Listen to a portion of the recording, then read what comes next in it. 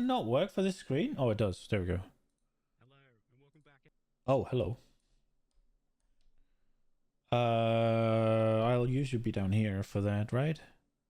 Hello, and welcome back, Exiles. Oh, that's After a absolutely monumental reveal, we now have a suitably juicy Q&A session for you. Probably like 2 hours or something, so grab a... Is his mic fucked?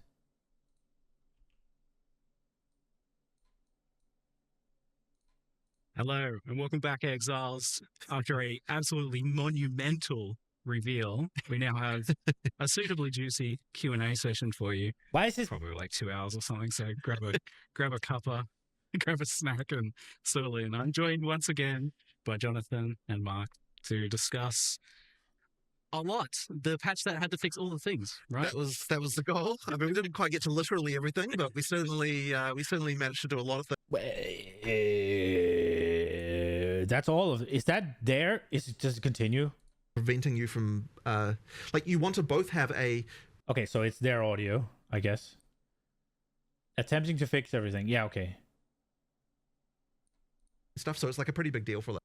Okay, it gets fixed. To kind of do everything. As I said, didn't get to literally everything, but we got to quite a lot of it, and I'm thinking that people will be a lot happier with this release than they were with the last one. By Jonathan and Mark to discuss. Let's watch this. A lot. The patch that had to fix all the things, right? That was the goal. I mean, we didn't quite get to literally everything, but we certainly managed to do a lot of... We're gonna be told why there's no Druid Blitz, although I did see somebody speculating if they're gonna stealth drop the Druid.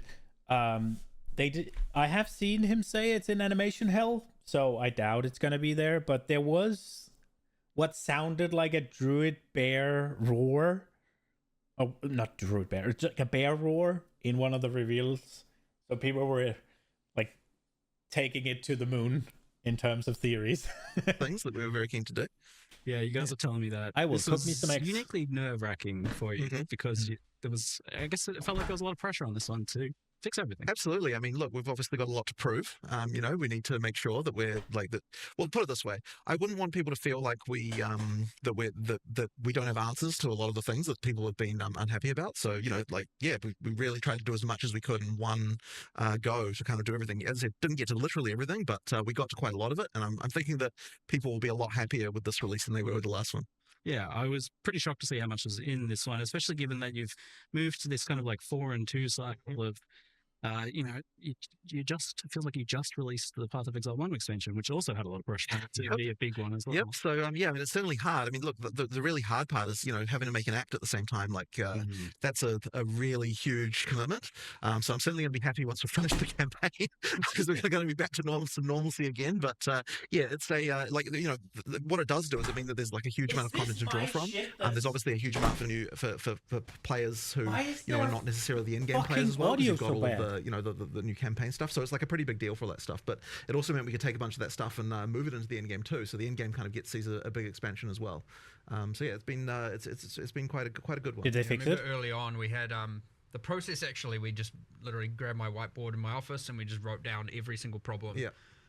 And I'd say it's not a strategy we've done to this degree, this methodically before. Right, where we were like, okay, we have to solve everything on this whiteboard. Yep.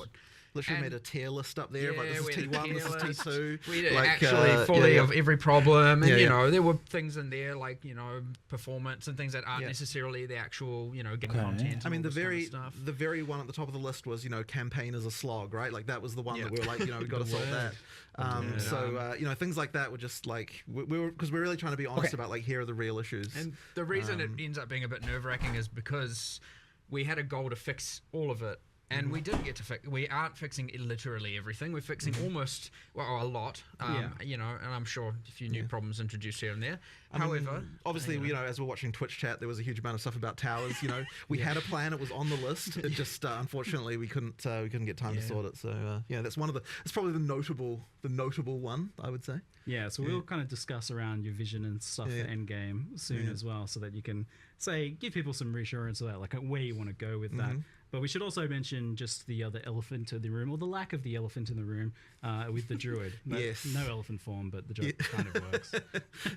Yeah. So it seemed that Druid has been uniquely challenging to get shipped. It's been something you've been working on for a while now, and just getting it right. What has been the challenge with Druid and getting it out? Well, I mean, okay, so we started believing that we were going to have Druid in this version. And that was the case for at least 2 months of the 4 months of development that we were that we had here. And obviously, like a bunch of work had gone on before that as well. But at some point, we realized, like, you know, that we don't want to have the mistake that we effectively had with 020, where like we put a huge amount of effort into the class and then we didn't get time to fix like all of the concerns that people had outside of that, right? Because obviously the same resources go into making a new class as go into balancing the old ones and making all that stuff, right? So if we don't have the balance in like a good place, it kind of feels a bit bad to like be throwing in a class that's kind of effectively disrupting that. So then what that meant was at some point we're like, okay, since we don't believe we can get both the class and all these other balance changes we want to make in at the same time, it's actually better to cut the class and then have the balance changes instead. So that's what we ended up doing. And obviously it was like a really hard thing to cut because obviously like, you're going to have another one without a class. Like it feels really terrible. Yeah, but, we've got the philosophy now of like we have to make sure that we're in the release month that we say we're going to be in. So therefore something had to go. And unfortunately that was it. But it means we've obviously got a huge head start for, when we actually do it next time. And I mean, look, there was so much stuff that was cut. Like even as large as it is, like, there's like a sentence. I think with how big changes they're making to the sorcerer, they're basically adding with how large they made the sorcerer changes seem, that is kind of like getting a new class. It's like 75% of the way there, right? You don't get all the new skills and abilities, right? So that's the 25%. But with how big the differences are with the imbuements or whatever they're called, right? Changing every single spell so that now you have 3 imbuements for every single spell to like mess around with. The amount of like modulability that gives you, where you can be like, oh, let me try Arc with a Frost imbuement, right? Or let me try Arc with all of the imbuements, or let me try the one where you conjure these things with a lightning imbuement, right? Like all of a sudden you're opening up a bunch of freaking options where it could be like, okay, let me try all the imbuements, let me try fire imbuement, let me try lightning, let me try cold, and all of the different skills. There's a lot there, and that's enough for me to be excited. I'm probably going to play less than I would have with a new class, but I didn't play that much on Huntress either. If I'm being honest, I played the Huntress way less than I thought I would. So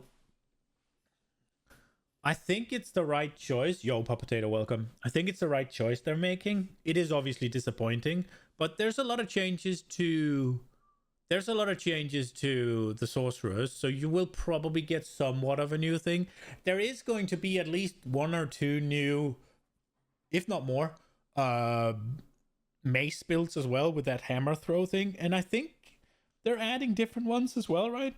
They were doing something with the lightning shot, so there's something new there with the lightning arrow, whatever. So that's new as well, right? There's something to do there.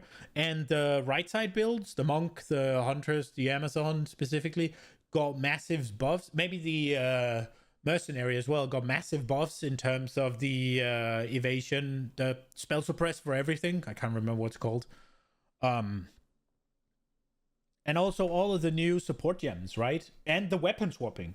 So there is enough new shit that you don't need the class, but obviously I would have liked to see it. And all sorts of stuff that was gonna be there, and we'll get to it. But more important to just make sure that people are happy with the stuff that's in, and make sure all those changes are great, and make sure obviously you've got answers for stuff, right? I imagine for Druid, it's a big part of it's just the fact that the shapeshifting, getting it looking and feeling. I mean, it's really a huge deal. It's hard. Like there's so much animation stuff that has to go into making each form feel right. So but we'll get there. Like I don't think we're that far away from it now. So it's just a question of prioritization. Yeah, it seems like is probably the hardest class of all. Then might be. Yeah. I think it will be. Yeah. You're getting a bit more ambitious as you go with each class. That is true. Too, which that is true. Every class is a step up from the last in terms of that. Yeah. Yes. So I guess on that note, do you have a vision for who's next after Druid, or is it kind of a race between them to see who ends up feeling the most well, I've finished? always said that it would be criminal to go into full release without having swords. So, that's Yes. that's It's kind a of a little pretty bit glaring. it's a little bit criminal to get this far without Yeah, having to be swords. honest, it is. Yeah. So I'd say It that is would be weird when you think about Yeah, it. yeah, It's yeah. like It's so- real weird. It's real weird. So that would be an obvious candidate. Is making sure that we've got So that. going that on. people can infer from that some Yeah. sort of duelist or something, most likely being Yeah. the sword one. And as you said, the ascendancies are just kind of the same boat as they weren't. You weren't satisfied with where they were at to be able to get those in. So that's the things you missed, but that's like the list of the things you missed. That and doing something with towers. Yeah, so yeah. now we can talk about kind of what you have done. We'll jump into endgame first, since I know the towers and stuff have been a hot topic for people. So we'll talk about the endgame. This wasn't ostensibly supposed to be an endgame update, from what you were telling me, but it still seems like a pretty big endgame update in the end. Yeah, I mean, well, part of that is because we obviously get all the content that we produced for the campaign. We get to make all the endgame versions of that. Yeah. That obviously adds quite a lot. But we did want to make sure that we weren't just being like, okay, so we're adding a bunch of bosses. Like, we wanted to make sure that the more epic ones that we added to the campaign have some new mechanic for them on the Atlas as well. So that's where we had those various mechanics with, like the sandstorm and that kind of stuff. Yeah. Those kind of like Atlas events. And it really does contribute to the feeling of exploration to have more of that stuff. And then, of course, once you've got that, you start getting into, okay, well, what rewards is it going to drop? Then we started to think we need a new category of rewards that these things can have. And that's, we started to think about the lineage supports and that kind of stuff. So it just ended up kind of adding up to quite a bit in the end.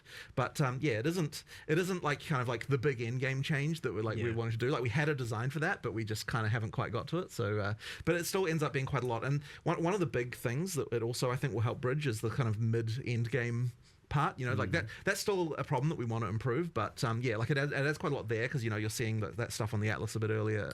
What's the problem there as you identify it? I mean, you've got this issue where effectively, and we are doing some stuff to address this, but effectively you've got like the pinnacles at the end, and you've got obviously when you start you've got a bunch of content, but it doesn't feel like there's those kind of mid-end game goals that you can easily achieve. That's kind of the issue that we're trying to just solve. a lack of direction, right? Right. I think there's not enough really guiding you. Like, the narrative kind of falls apart there, right? Because it's just like open world, and you want a bit more of telling you where to go, what to do, have those goals where you're like, I want to do this next and this next, as opposed to like, I could do this or this or this. It's nice to have those, but it's nice to also have the things kind of directing you as to like, this is exactly what I want to do. The boss I want to get to. So there's kind of just a big gap there. We want to add a whole bunch of stuff in the middle there. We have a huge plan, but again, it's like, we need to you got this working on a campaign, you've got working on the end game, and you've got all these, like, how do you juggle all of these things? It is brutally difficult, and you end up having to think. So I would expect, next expansion to be way more end game centric in terms of fixing all of this, because it was on the whiteboard. But we did do some stuff with what we had. So like that splinter change, I think, is going to be quite a big one. Like, it doesn't look like much from what we showed, but what it does mean is that you've got pinnacle fights earlier in your in the experience, and of course you've got the thing where we're making it make more sense with regard to the difficulty, the access to the different difficulties, by having it so that it's cheaper to get to the lower tier ones. So that helps quite a lot, and I think that'll improve things quite a lot even just from that. So yeah, and of course you got the league now in endgame as well, and of course there's a league there too. The Wisps were Wisps, sure, wasn't really a league. It's kind of just like, was not a full-fledged not what we've league done mechanic. before. And a lot of people in PoE2 may not really even know what a league is. I mean, we kind of had it with Dawn of the Hunt, but I mean, having Abyss in every single area, there are abyssal icons you can find on the map. You can't add them because they are in every area, the Abyss. So, and you have, different the waystone crafting and stuff like that. So there's a lot of end game just added by the league's existence as well. Plus a lot more combination of the league mechanic with other mechanics as well, which is something that I'm always keen for with leagues, is like have a bit more interaction. Yeah, so, you were telling me that you had specifically made it so that Abyss would have specific interactions with basically everything else. For sure. Like if a Rogue Exile's standing there, you get a special boss based on the Rogue Exile. So that's a rather interesting extra combination stuff there. It is interesting because this is a league mechanic that's in every zone. It's guaranteed. That's part of a league mechanic. But does this also have like Atlas tree integration in the right later on as it becomes like a core element? I think the thing about the Druid, right, is depending on how they do it, depending on how shapeshifting works, depending on what it really is and it does, it's somewhere along the lines of you have to animate almost a new class for every single shape, right? Because if it won't, and I think they will, right? Because it won't really feel like a shape-shifting druid unless you can actually be a bear, right? Like if you just swap into a bear for one thing and then that's it, then it won't really feel like it. You have to, or maybe I'm being, I mean, I guess it could work if you just shapeshift into a bear to say like trample away, like a dash or whatever. And maybe you transform into a fucking, I don't know, wolf or something and do a swipe. That could work, I guess. And then it's a lot less you have to do.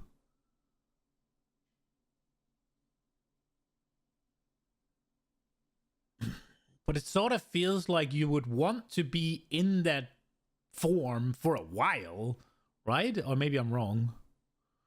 I think D4 does the druid, the shape-shifting part of the druid really well. Because it's like you can be a perma druid and you'll have different things that the bear can do. And then after a bit you swap out if you don't keep like actively being in the form. I'm hoping that's what they're doing, but better, obviously. The druid in D4 is not particularly well made, but it's just like what it is well for what it is well made. Like that part of it is well made. Like D4 has really good animations and stuff, but it's the gameplay and the systems that's lacking. But I'm hoping they'll do that where you're like, yeah, I'm gonna pick a bear and I'm gonna be a bear and like, yeah, swap out of it eventually, but not just like, yeah, I'm gonna do a big slam and then I turn into a bear and then I'm a human again and I walk around until I do the next big slam. I think that would be a little boring. But if they do, it does require a crap ton of animation, right? Well, I think there's enough new to keep a lot of people interested, right? Like, yeah, the new class would have been nice, but it seems like every single, didn't they say that they only showed a few of them and they showed like 3 somewhat changes to skills or added to skills? So there's going to be massive amounts of new stuff for the sorcerers. There's going to be, well, I mean, for spells, there's going to be at least a few new mace skills, and then we know of a new bow skill or a changed bow skill, right? But weren't they doing it to like to other things? And then with lineage supports, that might open up a whole new can of worms. You honestly would not be surprised if they added a bunch of classes at the same time, but what we got as a result, I think might just be better. Yeah, I mean the druid is going to come out next time, I think, for sure, right? Like,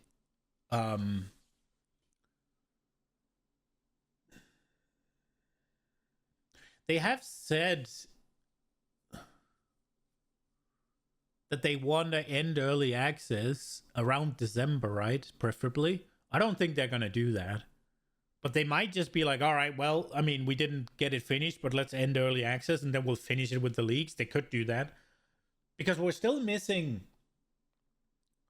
a bunch of ascendancies, right? Not every one of the old ones has 3 ascendancies, right? Isn't it just...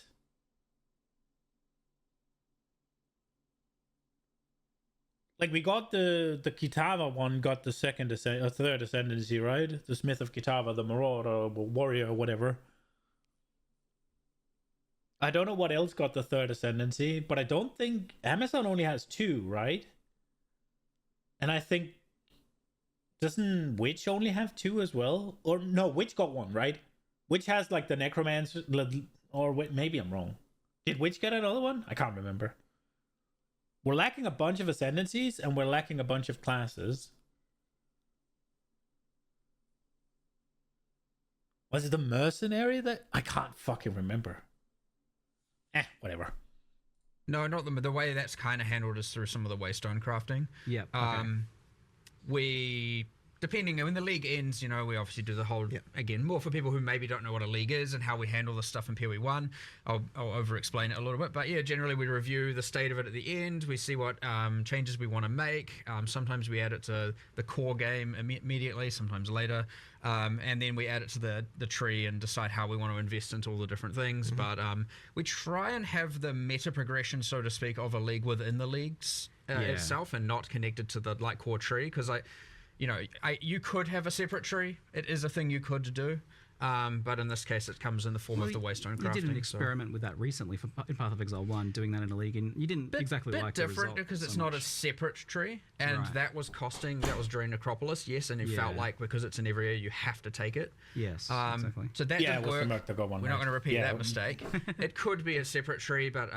so it was Warrior, Merc, and Lich, right? Or sorry, Witch. They got the new ones, right? The Lich was cool because I was about to say the Witch didn't get any, and then I remembered the Lich. I almost played it. Just did it through the Waystone crafting stuff instead, and you can invest in the Abyss and juice the Abyss that way. And I mean, we'll see how we fold it all in as we go into the 040 though. Like, that'll be an interesting one. All right. Well, one of the kind of endgame issues that I've identified in the past was kind of how the Atlas trees worked and progressed and what they afforded, and it felt very top heavy. Like you had to beat the boss to get points to just scale. Well, that's what I'm talking about with the lack of mid game stuff, right? Yeah, exactly. Yeah. So that's changed now though. Like the league mechanics don't scale difficulty of bosses at all. They're just about what the content is in maps. Yeah, and you get the points way earlier. So in fact, some of them. We made some changes to that actually as well. I haven't read the patch notes yet. I want to read them. The Lich looked to be absolutely busted when I was reading. I did end up going Amazon, but I almost went Lich because it just seemed fucking busted. And if it was busted, they're probably gonna nerf it to all hell. Which is sad, but... I could go Lich. I'm definitely keen on... Oh, let me just fucking get my English straight. I'm definitely leaning towards playing spells. Not necessarily sorcerers, but the spells. The imbuements look really cool, and I'm hoping there's something really nice there. I do like the hammer on the Berserker as well. I might play that. Since last night, and thus it wasn't in the live stream accurately. It was talking about how you have to complete specific objectives like killing the Delirium boss and whatnot to get your points. It's actually just now you follow the quest line, and there's a point in where you get the tablet, which is after you find the league and you kill the... Yeah, the unarmed stuff looks cool. I think the new Chayula monk looks cool as fuck as well. Well, no, let me rephrase that. I think the Chayula Ascendancy is so fun and cool, and I really want to play it. It's just the other one. It just seems really good. The Frost and Lightning one, I can't remember what it's called. The Chayula one is... The Chayula one is such a cool theme, and I really want to see the... Blood Mage got buffs as well, yeah. That is also true. No, just do a Delirium, you successfully go back and get a tablet. You're also going to get the first 2 points there. Now, I wanted to change it so that you can get, like, if we have 8 points, you get 4 points before the Pinnacles and 4 points from the Pinnacles. Right now it's 2 and 6. We're still looking at this just because we made a change last night. There's a good chance we might end up, adapting this a little bit more. So it's even the first 2 points come even sooner and even more obviously. Like you don't have to RNG into finding a boss in order to get those first 2 points now, which was mentioned there. No longer going to be the case. But we just want to really make sure we're smoothing that progression through, getting that stuff earlier, all that sort of stuff. So the other thing was you've got this kind of world map. It seems to be exploration focused. No. I don't think that's true. The first 2 nodes are not free. It's just you used to have to spend 2 nodes to get the the first ascendancy. You were locked into the first ascendancy on the Blood Mage, right? So basically what it meant was you had 3 ascendancies, right? Like 6 points rather than the 8 the other ones have. So now you don't get the first 2. They just give you the first big one as you ascend. So you can now pick through the everything. I don't think Chayula Monk had anything like that or got any treatment like that. The Chayula Monk, I think, just got buffed. I think it had some of the node baked together and some of them buffed and a new or 2 ones added. I don't think it got the you get something for free when you get there, but maybe I'm wrong. Maybe I misremember. It could be. Recent updates you did in Door of the Hunt actually I felt were a big step forwards in that regard. There was a lot more exploration with the new unique maps, and even towers I felt like when you're using them as an exploration feature work quite well. Like they leapfrog you to your next you see that next unique map over the hills, and that's like a cool motivator that pulls you through, and that helps with that mid-game issue you were talking about. Is that kind of the goal, is to make this like really exploration focused? It's certainly something that I really love, and the more things you add to the Atlas, the more it feels like you're finding things. But yeah, like, so we definitely appreciate the concern with towers being that you've got this tension between having to turtle in one location versus explore. Yeah. And so that's something that we need to look into addressing. But I don't want to kind of like talk explicitly about exactly what we're going to do here, just because you know, there's like obviously a lot in flux there still. But yeah, it's something that we understand the problem, I would say. Like I would understand that there's an issue, and so yeah, we will be addressing that a bit later. Yes, the brand name of towers seems somewhat marred currently. Like it seems like almost no matter what you do with them, there's going to be some sort of maybe just delete towers because we have the bad association with it. That is a concern, but I suspect that we'll still want to keep them at least for just vision. Like even if we remove the mechanic and do other stuff, like we'll just keep them there. So I still think it's fun to just find a tower just to get a circle of vision around it. So I don't think that's the part that people are unhappy about with them. So therefore it'd be fine to keep that and move like other power sources and other things that you can do somewhere else. And I even like the empowering the maps, because that is an element of control. You need to reread the patch notes because it was a lot. Yeah, I'm probably gonna read them Friday. Oh, which is another thing people. Well, I mean, I still want something that does that. I just think that it needs to work differently than how it works. Yeah, so, I guess the issue seems to come down to, from what I see, and maybe chat might have other things that they mention about their issues with towers, but the issue, as I see it, is about that feeling that you still need to be stacking tower mechanics on top of other stuff, and if you're not kind of bringing all those things together, then it feels like you're wasting time. My fundamental issue with them is the way that you know that something sucks before you even run it, and that's always bad. Yeah, like effectively it's like, okay, like if you're running maps that don't have a tower around them, you're like, okay, well I know this is bad, or and so I feel bad because like I just have to get to the next tower, and then like when you've done one tower but you know that 2 tower overlapping is a thing, then you're like, okay, well I feel bad running a 1 tower overlap thing when I know that 2 tower stuff is a thing as well. So there's just this problem of like, you know that it sucks beforehand, and I think that's never a good thing. Like it's actually the opposite of the action RPG philosophy of like, the reason you have random drops is because like, you know, any monster could be the one that drops the next thing. Exactly. And if you don't have that, then it's like you feel bad for playing the content because you know it's not the best already. So you need that like random element more. So yeah, there needs to be some adjustment to make that what I better. fucking said. Yeah, do you think that's like bringing up what the base map experience can be in terms of its upper This is potential? exactly like what I said. Exactly what I said. It feels bad to run something you know is going to be shit. The small life passive skill prior to time has been removed. Exactly. So you don't get the first 2 points, right? You don't.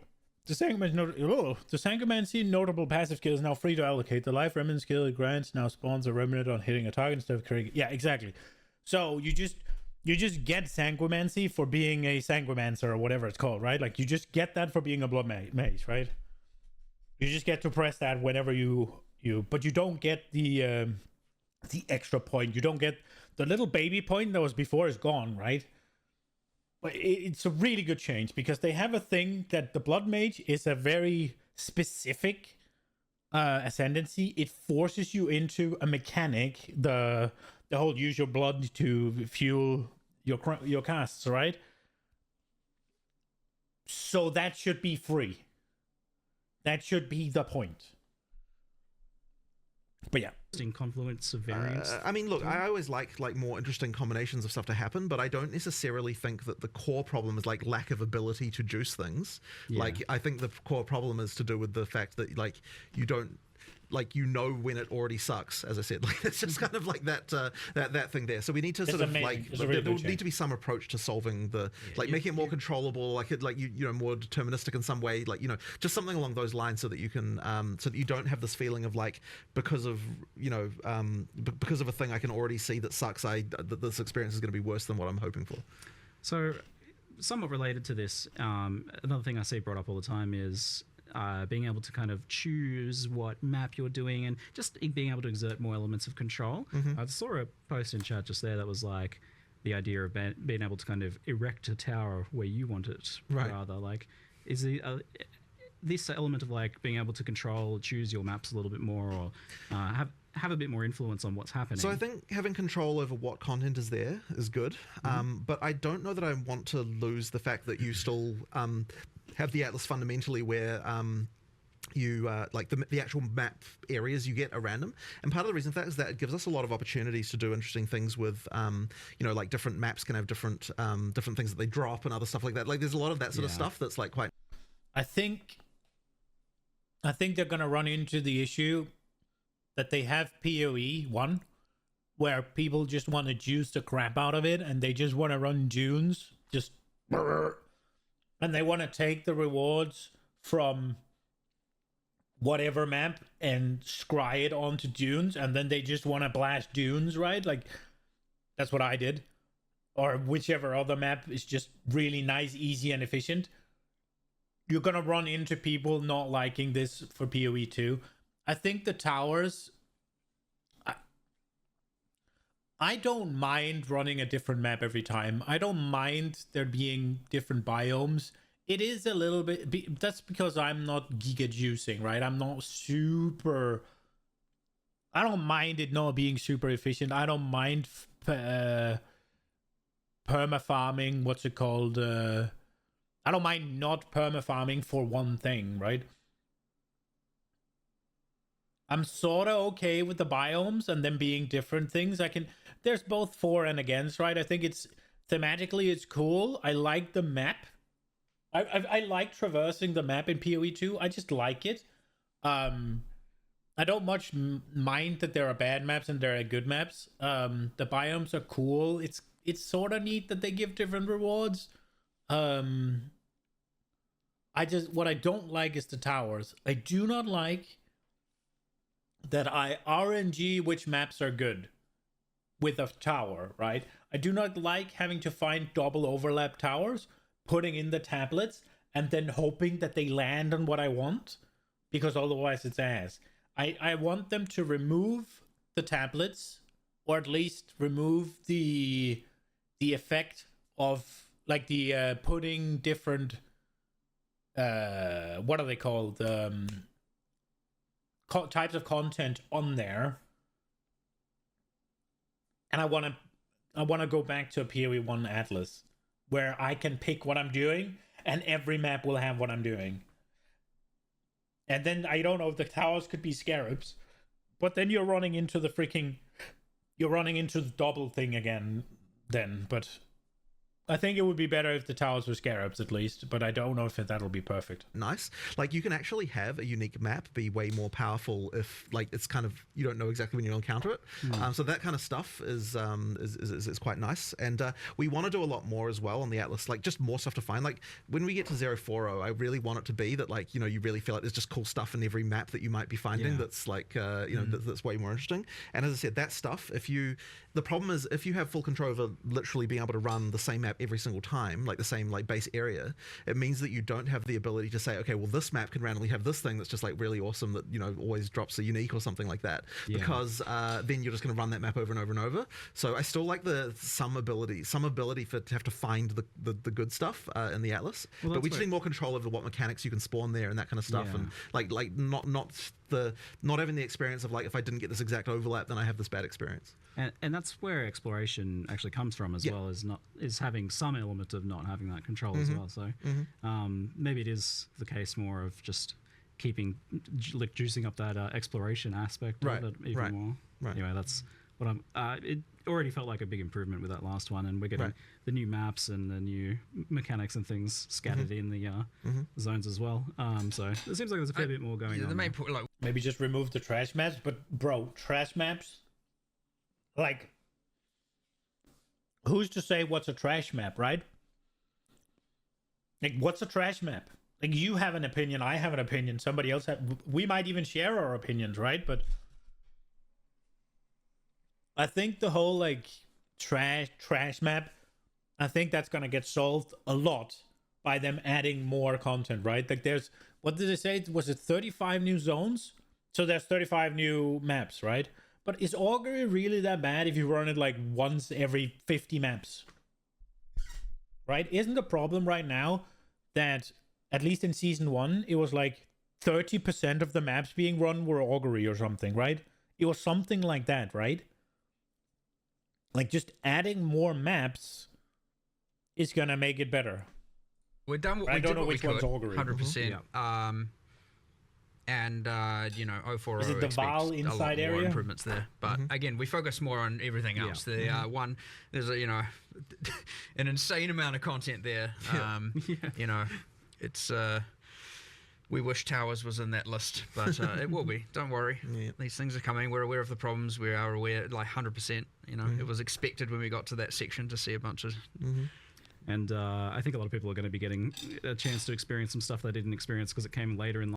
I do think it's kind of weird that they fixed a bunch of other things in the end game. Now, I don't know what they fixed, but I think towers were the biggest issue. So it seems a little weird to me that it wouldn't tackle that first. Yeah, the problem isn't that it's 1 in 50, it was 1 in 10. Right. And more maps is going to fix that. Last league, and maybe they had tapped out before then. So there's a good bit of extra stuff to explore there, maybe with this one. We'll loop back around to endgame if people have more questions that they post and that we pull from the chat. That was what I was trying to say. The yeah, it's 1 in 10 because there's only 10 maps. Whatever, it's not, but you get what I mean. It's probably one of those things where Augury is in a really common biome, and that biome has very few maps in it, so you're running Augury a crap ton, right? When they then... Yeah, the Val Foundry. I actually thought that was the one. When they then add more things, add more biomes, then that biome's going to be less common. They add more maps to that biome, then Augury is going to be less common, right? So it's going to end up not being 1 in 10, and it's going to be 1 in 50, and then who cares, right? 4 and the interludes, because that's a pretty big thing. Obviously, getting rid of Cruel was a priority. You wanted to do that as soon as possible. There's been this problem that you were laboring over for many months about how to do that, how to add Act 4 without having to add the rest of the acts all at once or do some weird thing. Well, you've come up with making more acts to solve the problem instead of So there was certainly some skepticism when I first proposed this about like how can we possibly do that? But basically, the main thing there was that I do agree that the PoE 2 maps we were given at start was of a significantly lower. I think. Well, quality is a little bit of a loaded word, right? But quality of life than the PoE 1 maps. They were significantly more annoying to play through. I agree, 100%. I like dunes. I like those maps. I like open. That's cool. That's always fun. I don't mind a bit of corridor or whatever. There's is it Defiled Monastery or something? Where it's sort of narrow, but it's a square, right? There's no, like, I have to run up and down these hallways. There's, like, every hallway is, like, this wide, and then there's a hallway here, and then it's connected. Fuck that. And then all of a sudden it's a little maze. I don't like those, obviously. But not everything has to be dunes, right? Like, okay, so the interludes are not exactly the same as... Not everything has to be dunes, but I do think it was skewed a bit too heavily in the shit direction. act in terms of like, you know, like each one of them is like, you know, a straight line, like you're going from here to here. There's no like, you know, like different, there's no complexity around the plot or anything. It's just like a single goal of like, you know, someone's telling you to do this, go deal with it. There's bosses along the way, you know, there's new areas along the way, but all of that stuff we can use in in-game as well. So that means we're not kind of wasting any of the art. So the only thing we're really wasting is like a kind of like a you know, like a little bit of like storyline structure around it. But as I said, it's not nearly the same level of like narrative structure as what you get in like a full act. And that's something that and ultimately what we realize is to get from the end of Act 4 to the end game level, all you need is like 20 areas roughly to kind of to bridge that gap. And so that means that I was like, you know what, like with like 20 areas, I reckon we can do it if we're like, you know, we're using a few mechanics from maps, we're taking some, you know, we're doing a lot of art reuse, that kind of stuff. Like we can find a way to make something pretty quick, and it won't necessarily hold up for like years and years, but it will certainly be good enough for you know, just like for a relatively short period of time.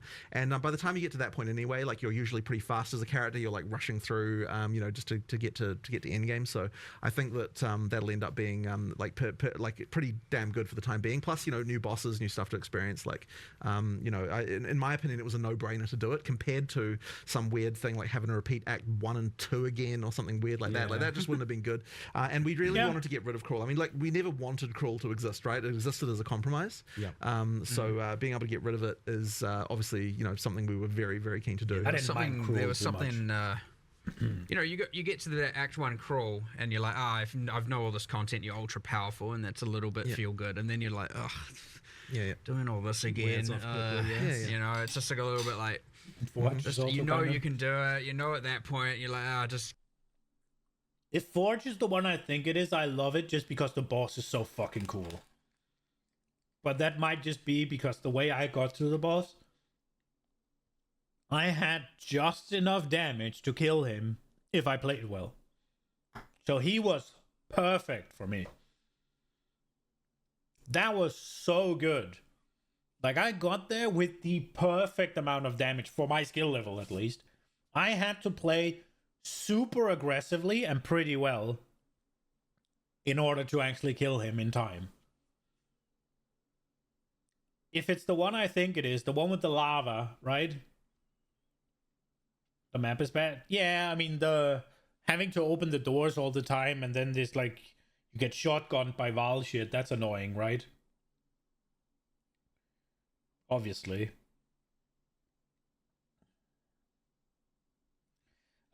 I don't know why. It's like it feels like every single PoE 2 map is really closed and narrow. I mean, I hope they spend some time opening them up, if I'm being honest. Get me to end game, like just a bit. You know, whereas when you're playing through, you know, the new acts, like it feels, well, with Act 4 and the interlude, it feels just a lot more natural and, you know, still fun, and you're discovering stuff, and, you know, it's not that just like, oh, I just did this, like, you know, at least for fast players as well, they're going to be like, oh my god, I just did this like a few hours ago. You know, it's like just too short of a time. Where but one thing about Act 4 and the interlude, by the way, which I think is really cool, which is very different, and something, you know, you don't really appreciate until you play, is you get to Act 4. Yeah, to me, the boss almost makes up for it, right? To me, the entire map, I'm just looking forward to the boss, so I don't even pay attention to it being shit. I'm just looking forward to the boss because it's so good.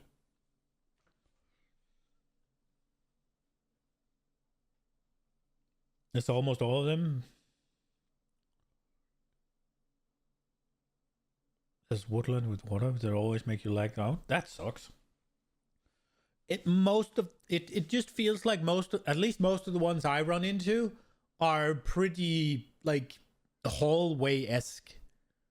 And the ones that aren't that much hallway-esque, then they have, like, you take some of the woodland areas, right?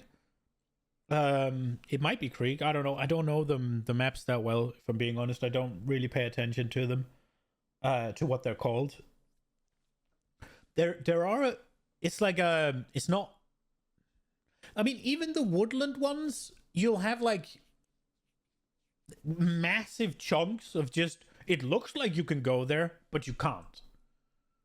And there's that one where it's the Act 1 area where you fight the Black Morrigan.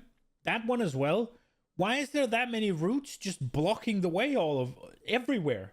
It's like a maze. It's like a building, but outside. You got one where it's like, it's sort of a mountainside-esque area. And there are just massive rocks for no reason.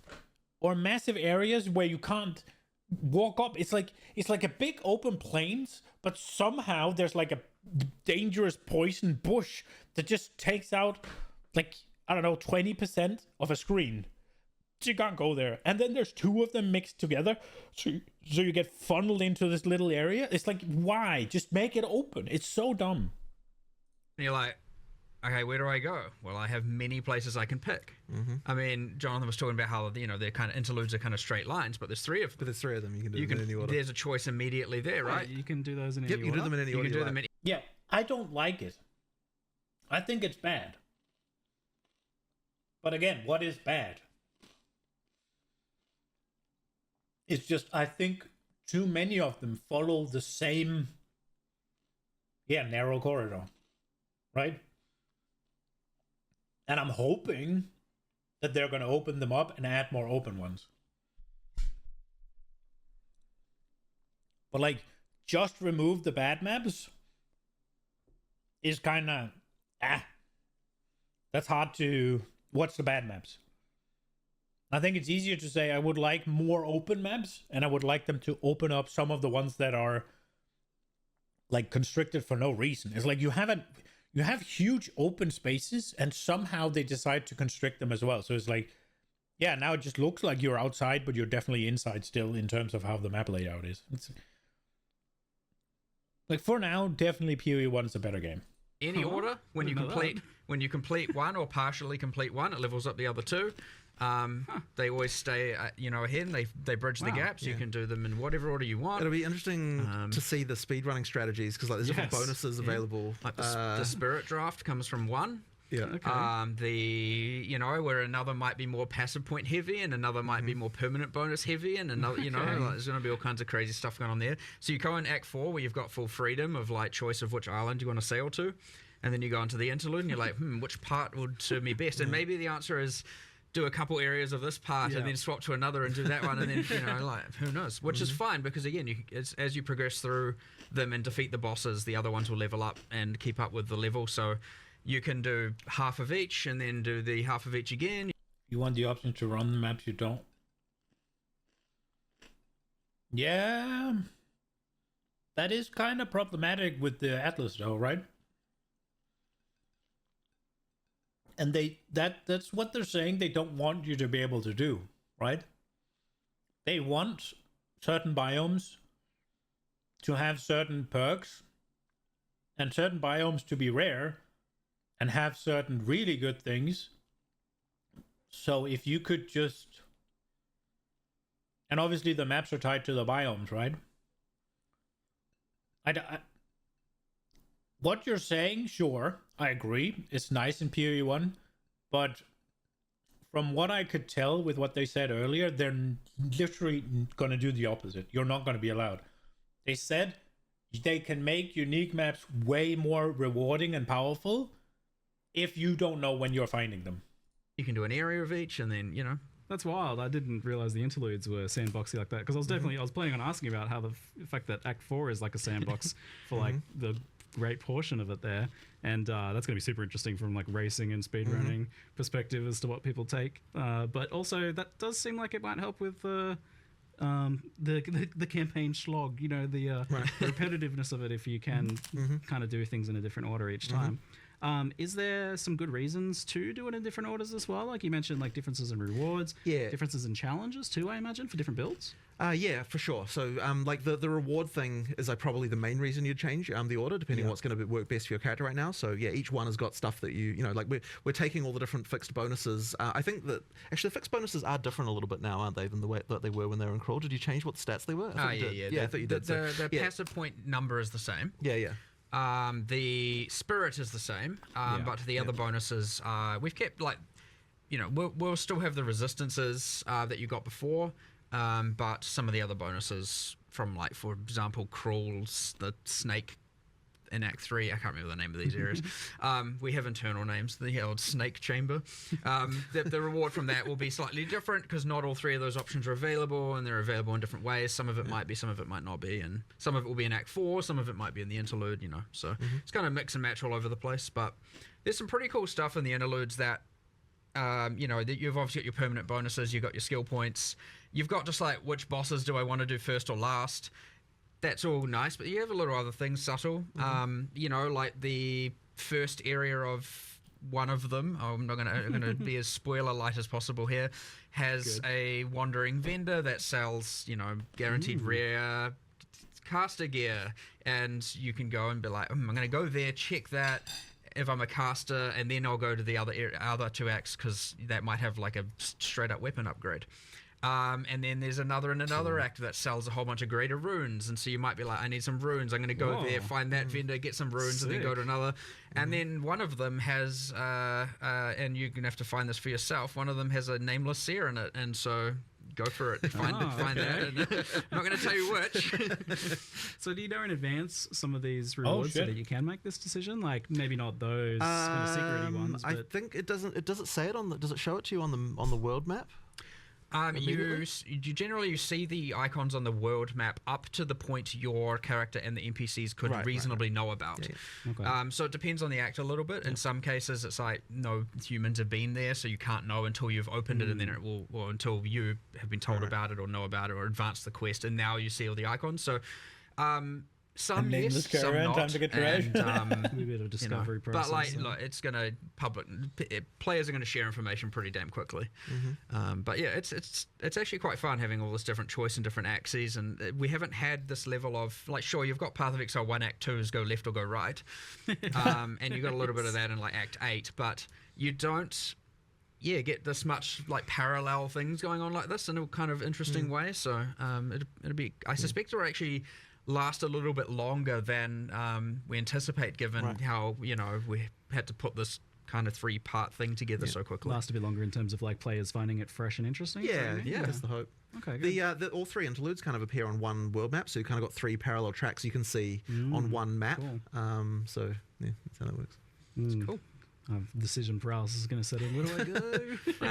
I think a lot of people will just pick one just because it's the first one. Yeah, probably, I bet that'll be the most common You'll choice. see stats on that, I'm sure. Oh yeah, 60% pick rate for the first option. Yeah, probably. Left to right's most likely. It makes sense. The order of the islands in Act 4 a little bit less predictable. Yeah.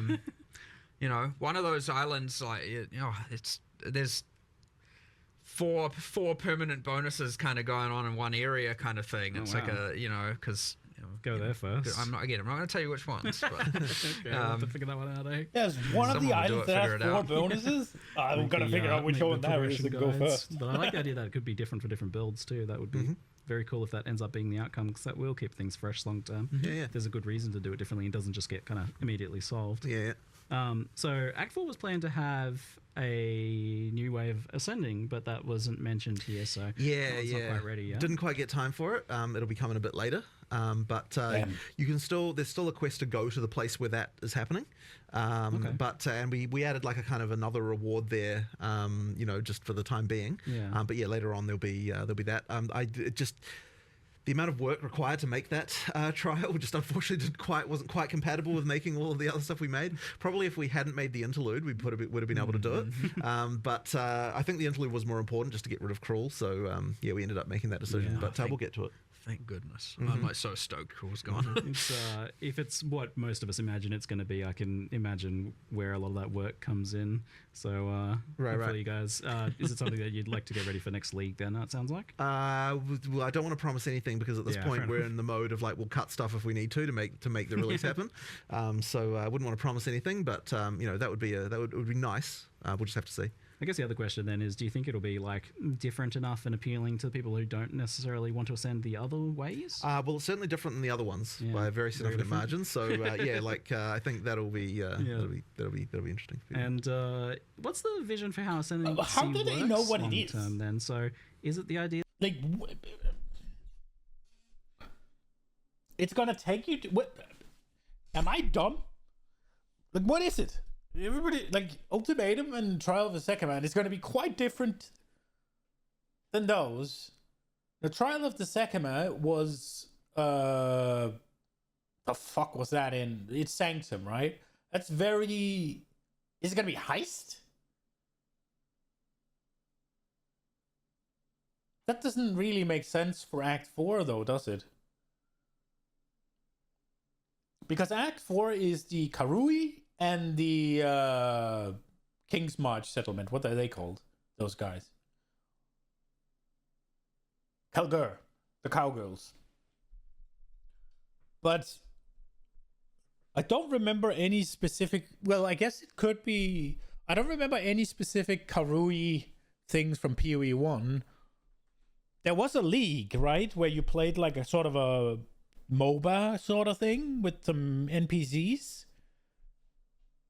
But that doesn't seem like a...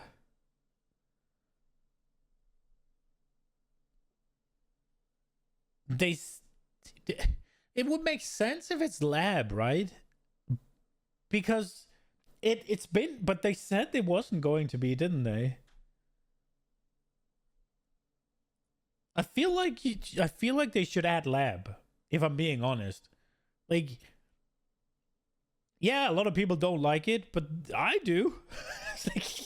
And I like it more than fucking Sanctum and Ultimatum. One was Blight. Reverse Alva. Reverse... So... That doesn't, yeah, I mean, I see your idea, right? But that doesn't really make sense with the, that doesn't really make sense with where we're going. That doesn't really make sense with where we're going with Act 4, right? Act 4 is, like I said, Karui and Kalgur. So it should be something themed around those, right? At least moderately so. Trial of the Ancestors. Is that lab or is that the Karui League you had?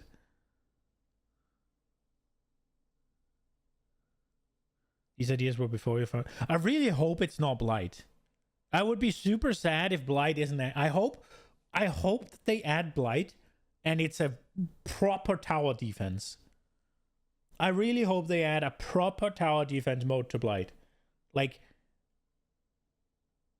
sure, you can fight, that's fine. But have it so that there are waves where there's a pause in the action where you can build the towers. And then have an option to skip those, right? So you can just press a button and it goes. Or you can say auto skip, right? So people don't have to wait. But that there's like wave coming, pause, wave coming, and you have to defeat X amount of waves, rather than whatever it is now, where it's basically just fucking full-on chaos, millions of mobs just spawning, and you can never really build your towers unless you're over-geared as fuck, right? At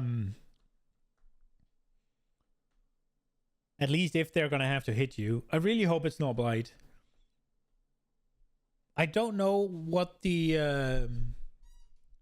I don't know which civilization Isaro was from. If he was from the Cowgirls, or if he's a different one. I don't know if it makes sense with Labyrinth there. But in terms of Kalgur and Karui, Expedition is already in the game, right? So if it's something that we know what it is, Isaro's the Empire? Yeah, but I don't know what the Empire is. I don't know which faction that belongs to.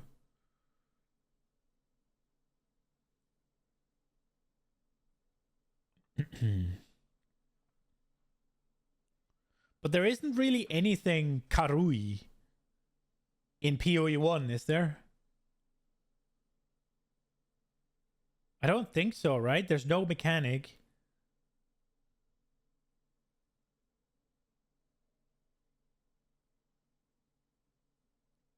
because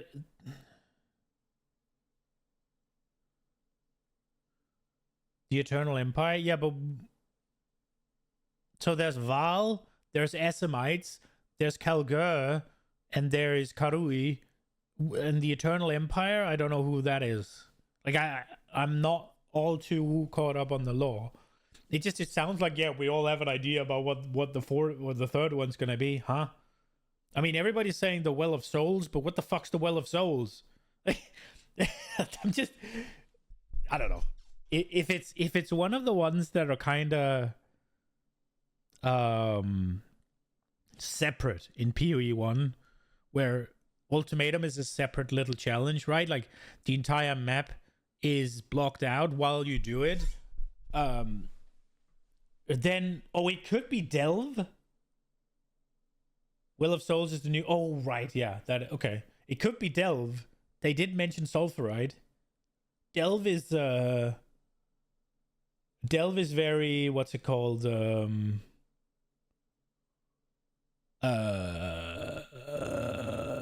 Isolated.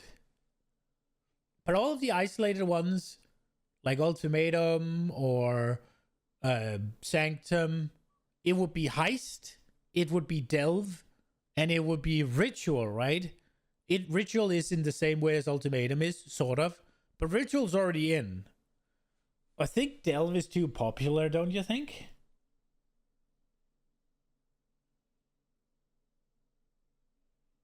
They could have done it with Abyss as well, right? The whole jumping in there, that could be a thing. Like you jump in, you have to fight through and get the guy. That could be an ascendancy thing.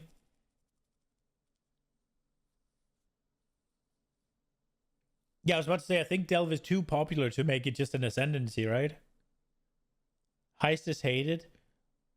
Well, I mean, Sanctum and Ultimatum are kind of hated as well, right? So it would make sense if it was Heist.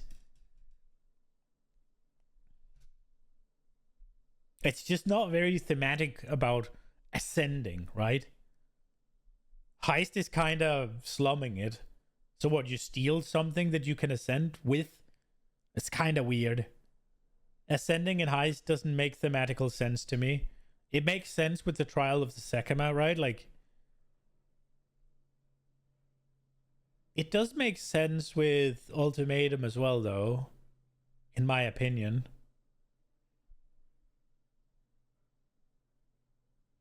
Like, Trial of the Sekima, like, now Ultimatum is a gauntlet. Yeah. I don't think Ultimatum from PoE 1 to PoE 2 is massively different. The only, like, I don't think it's massively different. You have a little mini task you have to complete, and you get some affixes. The difference is the mini task changes from round to round, and the the area is larger, and it changes from round to round, right? And then there's 3 bosses added in, obviously. Like, as in terms of fundamental gameplay, I think it's very, very similar, right? It's not like obviously Sanctum and Trial of the Sekima, that's basically just 1-to-1, right? If not exactly 1-to-1, right? But I don't think Ultimatum is changed significantly. It's the only thing you're kind of lacking is the cramped space, but they do almost keep that, right? It's not nearly as cramped, but you don't just have like unlimited freedom to move either. They're relatively small, the areas you play in. Some of them, at least. It obviously is different, right? But it's also very the same. Same, but different. Well, I don't know what the third one would be, man. I hope it's Labyrinth. I really hope it's Labyrinth. But Labyrinth, I guess, doesn't make sense with where... Unless the Eternal Empire is so long done that it fits with the Karui Shores and the Kalguran expedition. But I don't know. I think Heist is just not thematic, right?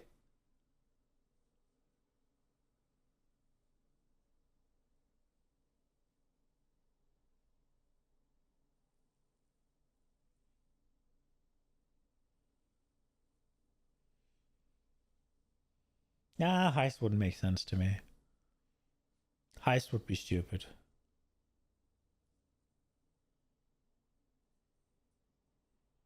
Yeah, I guess we'll see. It's not in though, so That you ascend once in Act 2, once and then again in Act 3, and then again in Act 4. I mean, you will You'll be get able to do 6 it that points way, but if that you way? want to do other, I mean, yeah, that's a way to do it. But if you want to, just if you like a certain trial better, doing it that way is also fine too. It's just interesting because there's like not as much of a gap as there usually is between those first 6 Guess not. points that way. I Like they're guess quite not. rapid fire. So and then it would be a big gap until the end game, and you do your choice of fourth one. Yeah, I mean, I guess we see that as fine. Like you kind of want to get your build locked in to some degree by the time you get to that sort of I level. kind of like it. It's just different to how it's been done in the past before, Right. where we had. giving you the ascendancies earlier, I think, is decent. I do worry a little bit that it's like you get your first point in Act 2, your next point in Act 3, and then your next point in Act 4, and then the fourth point is usually pretty fucking hard to get. So it's a lot of time between 3 and 4. I feel like that bit was a bit better in PoE 1.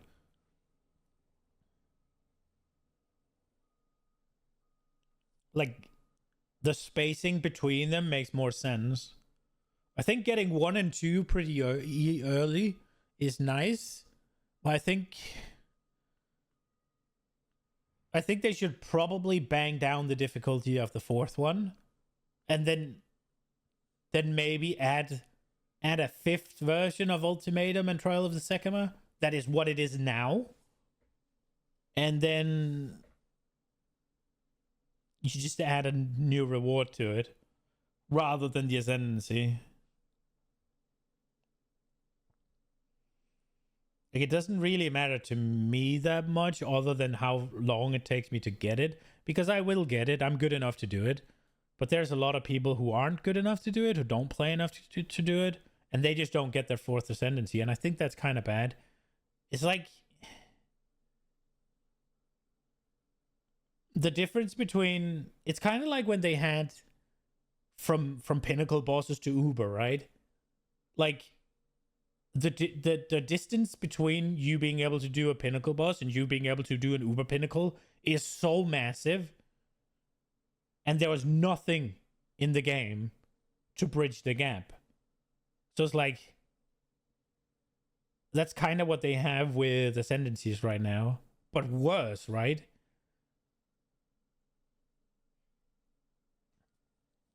The last Ascendancy in PoE 2 is kind of hard.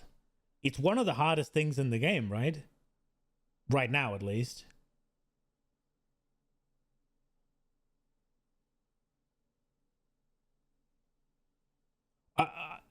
At least I've only killed the whatever he's called, the Searing Exarch. Is that what he's? No, that's PoE. What the fuck is he called?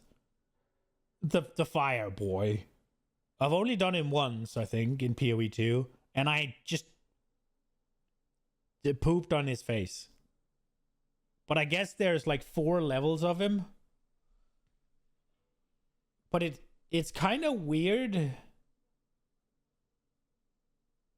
It's kind of weird that I feel like the trial of the 4th Ascendancy from either Trial of the Secima or Ultimatum was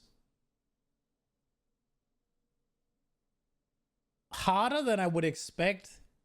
It was harder than tier 2 Blight or a Breach boss, which just like you get it in Act 3, and then you get it in Act 4, and then there's Act 5 and 6, and then there's the entirety of the end game.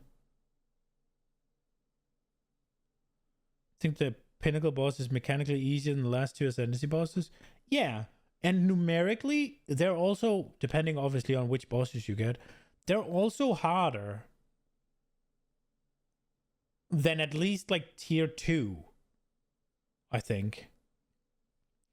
Trial Master can just one-shot you. Yeah, and the Sekema boss is just dumb, kinda. Because it's the one fucking time in any of the game where you've been presented with shit on the ground that you have to move into. If you are not checking a guide for that boss, you fail it the first time. 100%. If you don't look up how to do that boss, you fail it the first time. Guaranteed. And it's so long to get to it. It's not just getting the coin. You have to get past 4 fucking levels. Full levels. With 3 bosses. That boss is... But they have said that as well. Mark has said that that boss is dog shit. And they're going to change it. So I'm hoping they've done that. They have said he's dog shit. And they're going to change it.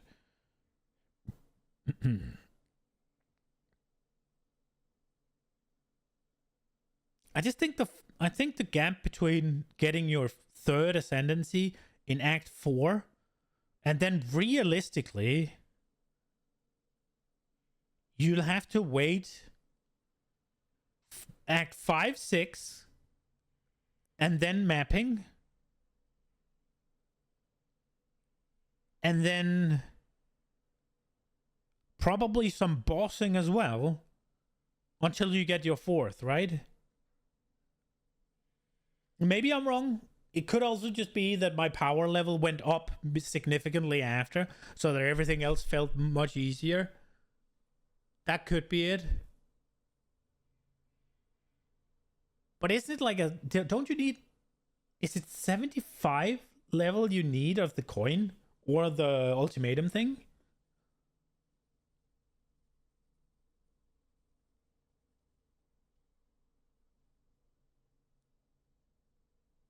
Maybe it won't be as bad as I think it's gonna be. It seems bad to me, though. It seems bad. It was like right at endgame you did that 3rd one, so that's interesting stuff. So a big part of this, obviously, is then continuing the campaign slog kind of discussion was just the speed of the campaign. How the campaign slog is over, though. Zone sizes and things like and I that. didn't mind Gruul too much, A anyways. whole bunch of big changes a couple weeks into. Although the interludes are definitely going to be better. Yeah. So we did a bit of that. That's one of those things that's a bit hard to see exactly until you've played it a couple of times. Yeah.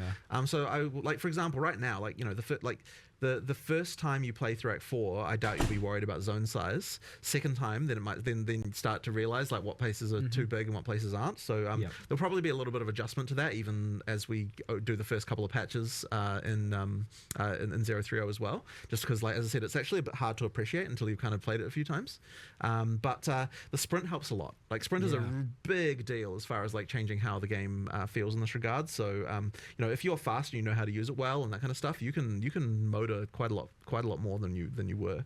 It'll be interesting to sort of see how like how many people are using that all the time versus how many people are kind of just using it all the time. You have, well, yeah, but the thing is, you're an experienced PoE player, right? Like you're gonna be. But like that. There's a fun risk reward to using it that way, though. Like if you are just using it to traverse or like backtrack or something because you go the wrong way or something like that, then it's pretty cruisy and it works well for that. But it also is a very powerful like combat tool. You can use it like a boss is doing something, you can get further away than you could before. For boss stuff, you can, although it is dangerous, right? Like, I mean, if you screw it up, then you yeah. But I think the thing that I find kind of interesting about it as well is that like you can skip monsters now more easily, and that means that if you are overpowered due to getting a good item drop or something like that, you can kind of like motor through a couple of areas a bit more, like, you know, sort of then catch up to the point where you sort of feel about right as far as the difficulty, and then keep going from there, like more specifically. So you've got that kind of tool at your disposal. Not something I'd expect like new players to do, or like players who kind of don't want to engage with that stuff. But if you're talking about like, you know, like the person who's playing through the campaign the 5th time, certainly that's an option that you've got that can kind of speed you through a little bit faster. So that's something as well that it kind of does, just because you are faster than basically everything. I do like sprints. I don't like how they kind of caved in to everybody being like, oh, the monsters are too fast. The monsters were not too fast. I don't think the monsters I think that's but it's like, and And I think they were absolutely bang on when they said, yeah, we don't think it's the monsters are too fast. It's simply, I don't, yeah, I think I've hammered onto this, but it wasn't that the monsters were too fast. It's that your character could react to them way too slowly. It's like, yeah, they zoom across the screen, and by the time they get to you, you're only like a third through your combo that you have to set up to do damage to them, right? Like that to me was the issue. But now it's like, oh, you can just sprint past the monsters. It's like, okay, I mean, I don't mind. But because of that, now you have to also get heavy stunned if anything hits you while you're sprinting. It's like, so now it's just annoying. If it's Karui based, you guess it has to be the Trial of the Ancestors thing. What is the Trial of the Ancestors? I mean, that sounds to me like it would be like a labyrinth kind of thing, if I'm being honest. But I don't know what it is. So you know, you can skip past them. There were a bit of like you know, good players, like knowledge players knew how to move a lot quicker. You know, there's a bunch of skills. You get animation canceling. You got shield charge. It's true. It's true. The speedrunners already have a way, but like no one really wants. Like, obviously, you don't want to be doing that all the time, right? Like unless you're like really dedicated to. Oh, it was the stupid mobile. Yeah, that makes sense. It could also be that they call it the Trial of the Ancestors, and then it's Labyrinth. Speedrunning, so niche, unintuitive, and whatnot. So, like, you know, there's a simpler way to now, you know, close the gap between the players who knew all of that and the ones who didn't, and which is great. And maybe a lot of those players are still using all of those tools even on top of this, and that's fine. I actually wonder if like the sprinting is faster than like the shield charge, dodge roll, animation cancel shenanigans. Haven't exactly done a race. I think it's close. I'm pretty sure it's relatively close though. Yeah, well, the difference there. I know there's some passives in the deck side of the tree for like slightly increasing your speed while sprinting and a few other different things while sprinting, like increasing your evasion while sprinting, and so you know there's some of that going on as well, that maybe when you speak into all that you have a more of an advantage over those other skills. We'll see. You know, actually buffed dodge roll a bit for the sprint too, like you can turn a bit better. For longer during the dodge roll. You can. So that one was, man, I'll tell you what. So this is kind of inside baseball stuff, but sprint was like way harder to implement than you might expect. Like it seems like, oh, you just add a speed buff, but like getting it to be smooth and like feel right, and like all of the stuff around like the turning at the end and like all that stuff, that was really, really hard to do. Like it was like there was like a programmer for a very long time just working on sprint issues. Like holy crap. So yeah, like it's one of those things that you know, like every little imperfection of it, so you do it so often. I would rather have seen something else, though, but I'm looking forward to stacking move speed and dodge roll distance in Sanctums and using sprint. I use sprint in the Sanctum, and I was testing earlier, and it's so fun doing some of the things with sprint. It's like we're like mega long dodge rolls into sprinting is gonna so fast. I mean, we've in general just improved mobility. We've improved, and even outside of that, it's like talking about, you know, sprint, slog, fast. Like, there's more to it. There's, you know, obviously dodge rolling has improved. The mercenary, like, slow while reloading, but also something like Jonathan and I both just randomly did one day, just logged in on live. We played mercenary, and we were both just like, what happened? What did we do? What has gone on here? What I this believe feels terrible. It was the 0 to 0 change that related to like contact points or something. There was something like that I think broke it. So because the thing is, it wasn't actually feeling like how it felt before we released. So it's like, oh crap, we need to fix this. Something went wrong drastically there. That one really improved it. But we also made a change where you're a little bit faster coming out of when you're using a skill while moving. You're a little bit faster coming out on all classes. So that actually affects the Ranger and the Sork as well a little bit. It's not like, at first it seems quite subtle, like but when you play it side by side, it actually makes quite a difference, even though it's a relatively subtle change. Like it worked as well. And then you've got things like with the block being faster, you know, like you're just overall more mobile, you know, with a lot of the stuff. Like I think it's helped a lot. But the nice thing is like we still didn't have to compromise on like making sure the combat still was right.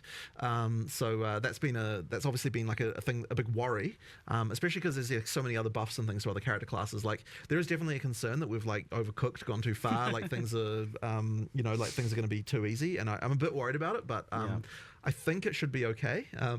You know, we just have to You mentioned like the way you've designed this, not meaning you didn't have to compromise on like combat and that was a big hesitance for you. Like you really wanted combat to be not optional in the past. You were talking about before, for sure. and things like that. So why does it feel like the way you designed this lets you not compromise on that vision? Because ultimately, the actual combat itself still works after trying it. Like, and generally speaking, like, even though I may not necessarily agree with something, I'm still willing to try these things. So, we tried it. It works. That's really it comes down to, right? So, So basically, he doesn't want it, but the player base cried enough, and I really don't think it's the solution, but it's not gonna ruin it for me. I would have much rather just kept it the way it was. And then the monster, like the combos required to kill monsters were much less, and you just amped it up for bosses. I still think that would have been better.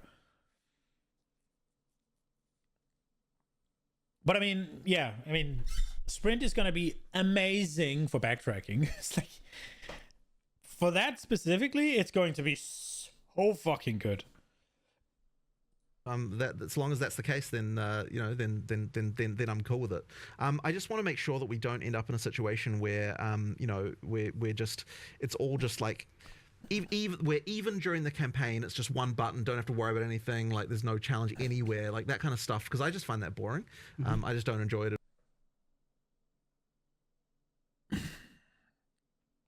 I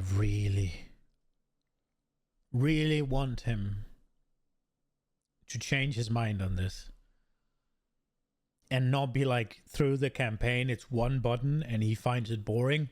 That's fine. Make it so that it's for white gray mobs or whatever they are, it's one button. For blue mobs, it's maybe like you have to press that one button like 3 times, 4 times.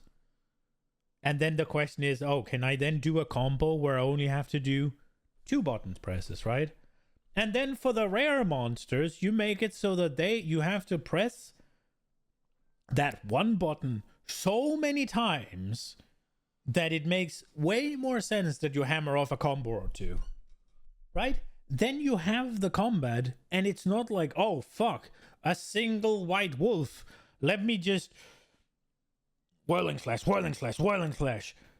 empower, frost bomb, multiple fucking, no, not frost bomb, like not empower either, like the whirling slash, frost orb, empower, tornado, and then it dies. It's like, no thank you, let me just chuck a spear at it and move on. At all, like I feel like you need to have some level of like actually having to think once in a while, during a boss fight or something like that. So there just has to be a little bit of that left over. Yes. Now, during a boss fight or on rares, it's okay on rares. I just don't want to fucking hammer my face into 8 buttons to kill a wolf. Now, sometimes it can be the situation where this was a good compromise, like 100%. It again, he spoke about how long it took for this programmer to work through it, let alone, there's heaps of iterations with these kind of things, trying to keep things feel grounded, kinetic, realistic, that kind of stuff. So you're not just like, and animation wise as well, there's a whole bunch. So, when you're taking a chance on a thing like that and, it feels like a compromise and you're uneasy about it, I'm glad we did pull the trigger on this one and give it a go, because sometimes it is like knowing how much resources this is going to take. If this fails, it's a massive waste. Because there was another one that was like hugely contentious, which was removing the limit of 1 per support gem. Was something that took a bit of convincing to even get people to want to try out. Like that was definitely a worry. Like the concern there is just that, isn't it just going to be that everyone's running the 5 same supports on every single thing? But I was kind of like the amount of, I think what we're losing over this is much worse than what we were gaining. It's something really important, and so I actually now that we've done that, I wouldn't have it any other way. I think it's really, really good change, and that one is, in my opinion, the most important change we're making in 030. I mean, obviously you got a bunch of content, but like in terms of like what single thing is going to affect gameplay the most, like in terms of character builds and like build variety, that change is a huge one. So I'm really looking forward to seeing what people can. Now they just need to bring back fucking leveling the skills. They can keep all of the upgrading with a different one, or like make one that's already leveled, whatever. But let me fucking level them instead of needing to find a level 20 or whatever. I was skeptical when you showed me this change, because I was definitely in the camp of defending the decision of the one support limit. For I think the one support limit was cool as well. It's making you think about how you build each skill differently, not just building every skill for damage, but rather like, okay, which of these damage dealing skills am I going to make more utility or do something else instead? But playing around with it feels like it kind of just lets you use it on two skills, like something like Fist of War. And that's just a really big improvement. Like that's a lot more fun having two Fist of War skills than one. But like the skill design is if they can keep the tuning. I mean, obviously the not having the you can only not having the restriction that you can only use one is insanely good if you can balance the support gems and the skills in such a way that rarely do you want to use a support gem more than once, right? Like, if you can manage that, which maybe they can, then the restriction is just archaic and not necessary, right? It just makes it worse. If you can make it so that, if I have 2 or 3 skills, let's say I have 2 skills, one for AoE, one for single target, which is how I'm going to try and build every single character I have. One for AoE, one for single target, a bunch of enablers. If they both want to use the same support gem, that's fine. But if I then, let's say there's the faster attacks, right? If I use faster attacks on 5 or 6 skills, because let's take the Amazon, because that's the one I recently played. If I do the whole whirling slash tornado combo, then that consists of 4 skills plus whatever generates frenzy charges, so 5 skills. If I'm using faster attacks, one of them's a spell, so it'll be on 4 skills. I think it has failed. Right?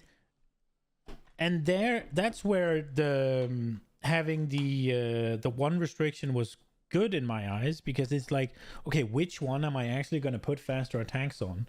Am I going to put it on? I'm going to put it on whirling slash because I have to do 3 of them. And then, tornado's going to come out slower. The frenzy charge generator is going to come out slower. So be it, right? In that regard, I think it's better to have the restrictions. But if they make it so that, there's all of these support gems. And I have to I need this, I need that. I want this. And there's 9 things I want to put into my build so that I can get through support gems. Let's take Fortify, let's take Onslaught, let's take Adrenaline, right? If there are support gems that give me that, and then I have to slot them in certain places for certain things, then it'll be good. Level 20 skill gems only drop from +1 corrupt tier 16 maps. Oh, that was bugged? Yeah, I mean, I think I've only had 1 level 20 and I got it out of a chest, like the Gamba chest. But I just think it's also just your entire gem stash is just filled up with these.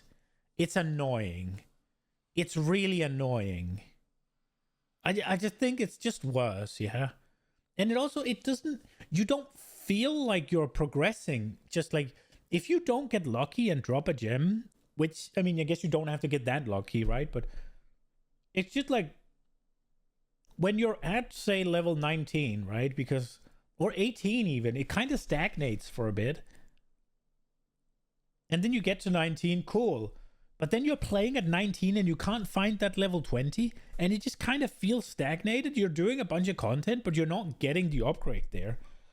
Whenever you have gems and support gems that level, you have a deterministic power progression. Right? It's just, I just have to kill monsters And maybe they don't drop anything, but at least I'm getting experience. And I think that's good. Nuanced enough, and the supports themselves are nuanced enough that you do still seem like you end up with a lot of variety. Yeah, it definitely works. Like it's funny because in the end, it feels like the concern that we had was more theoretical than it actually was real, and that's why it's really important to actually try these things. Like, and I would say that if the supports and skills were designed like how PoE 1 was, then you totally would have ended up in exactly the place that we were worried about. Right, yeah. But because there's a lot more going on with the way the skills, or just like there's a lot more thought being put into like the exact ways that skills interact in PoE 2, you kind of end up being fine, and it just ends up being better. So I'm really glad we tried that one because it's super important. Yeah, and it seems like lineage supports take over the role of this one gem a bit more. They do. So basically, right at the end, you can only use one? You can only have one of each lineage support per character, but that's kind of like none of those are like. Okay, so you know. Something like multiple projectiles or martial tempo, like these things are super important to kind of make skills even viable at endgame, whereas the lineage supports don't have that same thing. So we effectively get to keep a little bit of that like interesting decision stuff, but only right at the end when you're kind of at the top end and you're thinking about like hyper optimizing specific stuff or like with interesting mechanics. So we still get to retain a little bit of that there. It's definitely a huge buff though, like this change. Like I've been playing Warrior, and I almost feel like saying the new Warrior because it's not any one specific thing. Like the support gem change, the sprinting change, the faster while blocking, being able to block everything. It was way more impactful than I expected. Weapon swap, instant weapon swap is huge. It's like it's the sum of all these small individual things. And honestly, it was quite hard to design the live stream what we were showing for this reason because it's like it kind of ended up being just like a huge scatter shot of like all sorts of little things, and it's sort of hard to appreciate the sum of it all like adding up to a much better experience. But I mean, obviously, there's like really big things like you've got the infusion stuff on the Sork, which is like like radically, visibly, obviously changing the class. But it's like when I'm making a case for like why is the Warrior better, it's kind of like you got a few new skills, you got like a few different mechanics, but like together it just kind of comes into something that's like way better than it was. I've spent the better part of 2 days trying to put my finger on what it is exactly that is making that, because you were asking me like whether the more I'm thinking about it, the more I'm gravitating towards Ranger actually. For like Deadeye is supposedly gonna be the most powerful thing. I've seen that, which but one of the things I don't like about evasion is how that when you get hit, you just get clapped.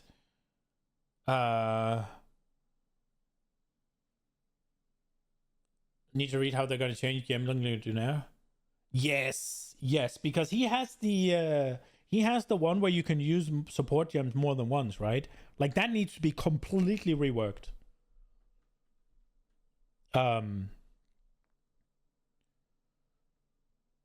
The thing I don't like about evasion is whenever you get hit, you just die, right? With the spell suppression that's not spell suppression, the overpowered spell suppression that's coming to PoE 2,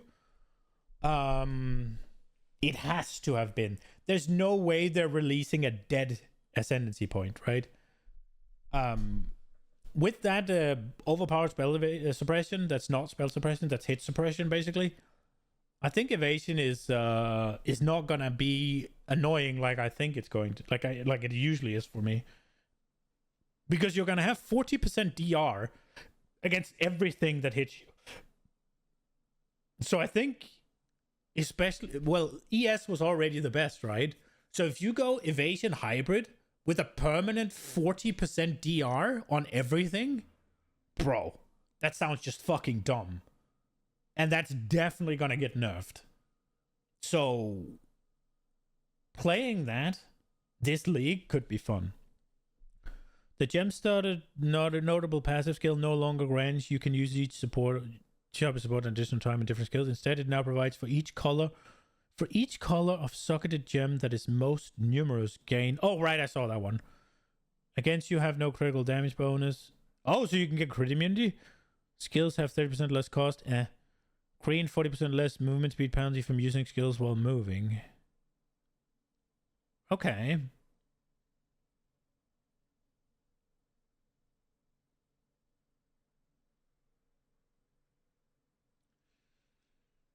I don't like this one. Yeah, like for me, crit immune is the only one that is just definitely good. It depends on how easy it is, like how many sources of crit immune, if any, there is in the game, and how easy they are to obtain, obviously. But the green one, 40% less movement speed penalty from using skills while moving, it's one of those where you can't really estimate it. It seems like it'll be super nice quality of life, but how much is it actually going to give you in terms of damage and survivability? And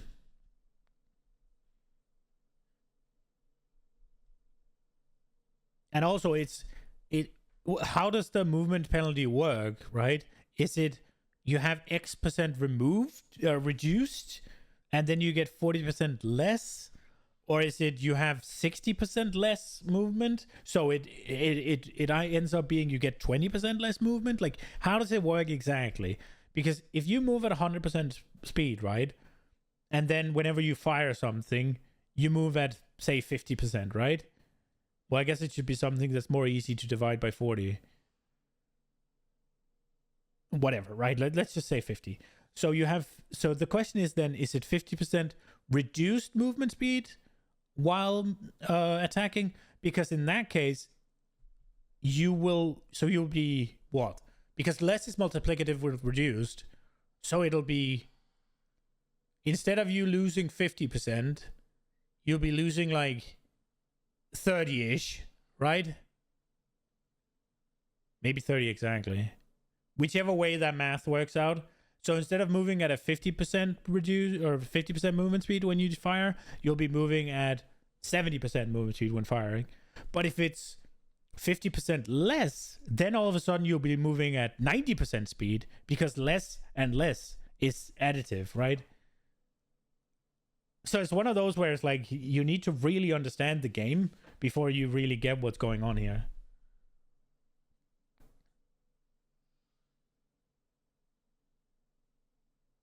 And one is much, much larger than the other.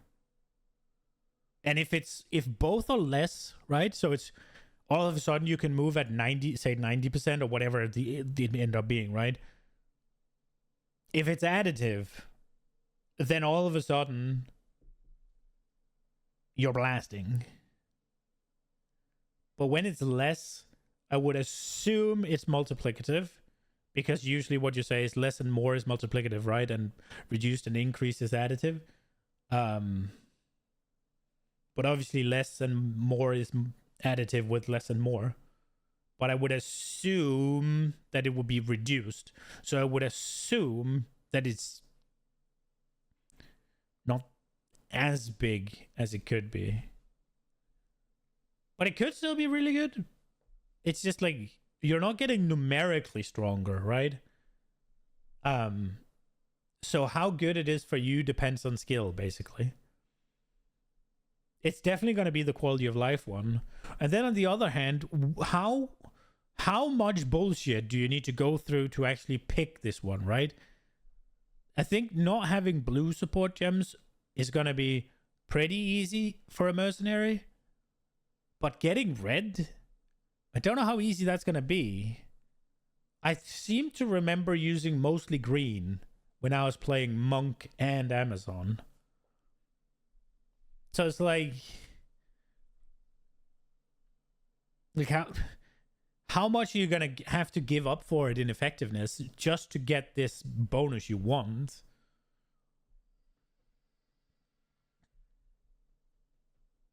Plenty of red support gems. Yeah, but are they good though? Right? Are they as good?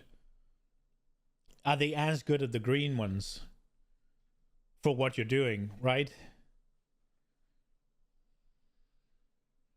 A lot of the strength stuff has penalties to it as well, that I don't feel like the other ones have. It's like they designed all the red shit, and then they had a shift in design philosophy, and then they designed the rest. The warrior area is filled with reduced movement speed, reduced attack speed, reduce this, reduce that, reduce this. Whereas the other ones don't really have that. They just get the bonus. I'm worried that the warrior is a bit too strong. Mm-hmm. And I'm like, I'm definitely a lot stronger, but I'm trying to figure out what it is exactly. And it's like a bit that, a bit this. Yeah, yeah. everything. Yeah, everything. Definitely feels like way more fluid, faster, smoother, chunkier all at the same time. Because I've got more Fist of War skills going off. We like the instant weapon swap thing is huge as well. Like that seems like a pretty minor change, but all of a sudden you're not thinking about like there's no reason to not. Right. There's no reason. Giving people, removing all the reasons why people wouldn't use combos is exactly the focus that we had for a lot of the stuff, right? It's like, what is preventing someone doing a combo here? What can we do to fix it? So you've got like the shock change where that's longer. You've got like the change to that's chill good. And that kind of stuff. And oh yeah, good. There was a whole thing with, we never even talked about Ignite because there kind of wasn't room for it. But Ignite has got a whole different thing where that it does now, where there's like every time you fail to ignite, it builds up flammability. That means your next ignite is more likely.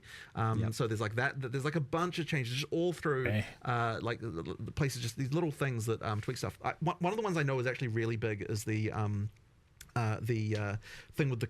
I feel like flammability would be cooler if it also increased the damage, right? So that there could be a reason to not build for ignite chance.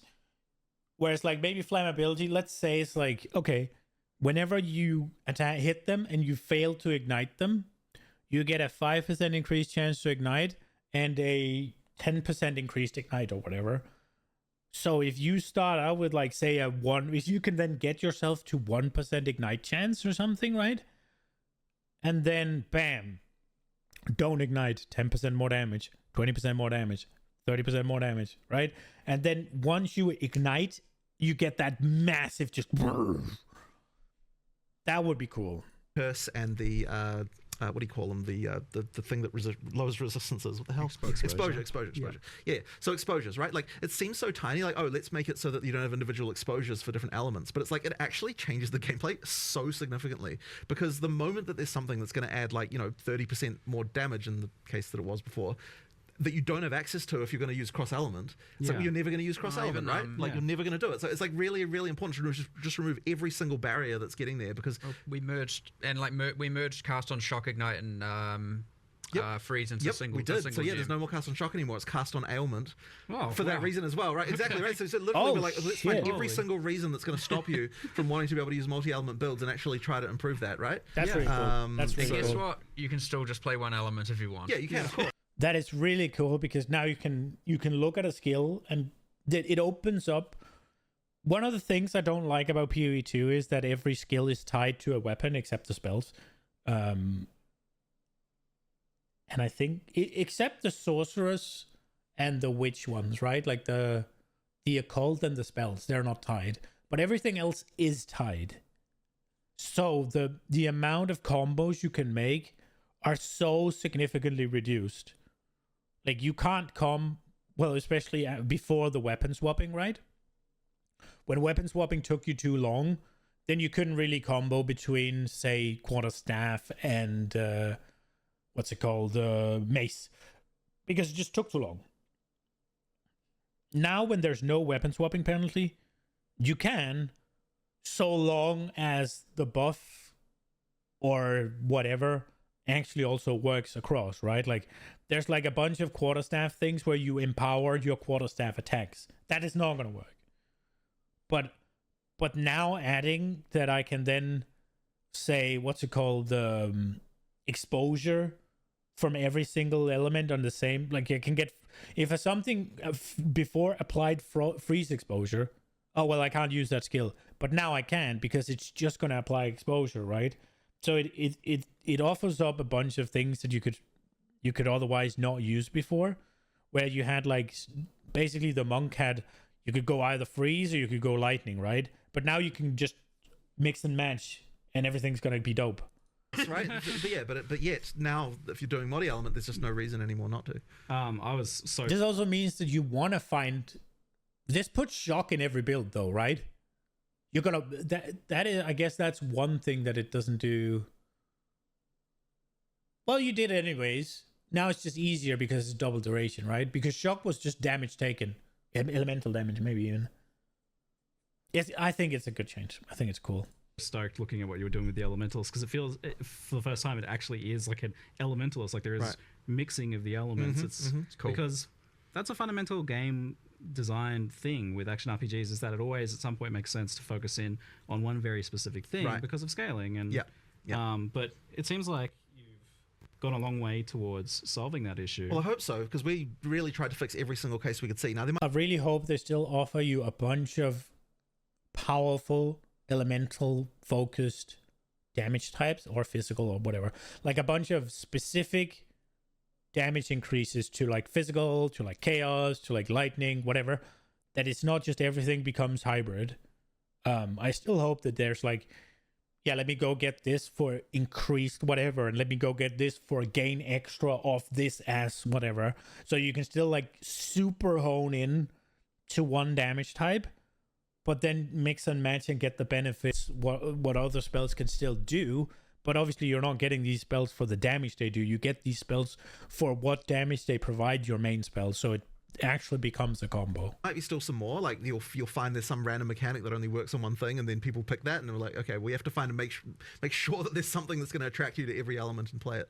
Yeah, I mean, look, part of the upgrades to the individual ailments also really helps, because it's giving you another reason. Like it isn't just that you've removed the things that were preventing you from like, you want to both have a I'm not specializing you because this mechanic works across different elements, but also you want to have like this element has something that you're going to want to use with other elements, right? So like buffing shock, for example, we're like, okay, like, is there enough of a reason to weave lightning into a fire build, right? There wasn't enough of a reason. So by making shock better, it's like, well, then now there is a reason to use two things, but you also want the burn, and you also might want the chill, and, you know, like making sure that all that stuff is powerful enough to actually tempt you to actually do it.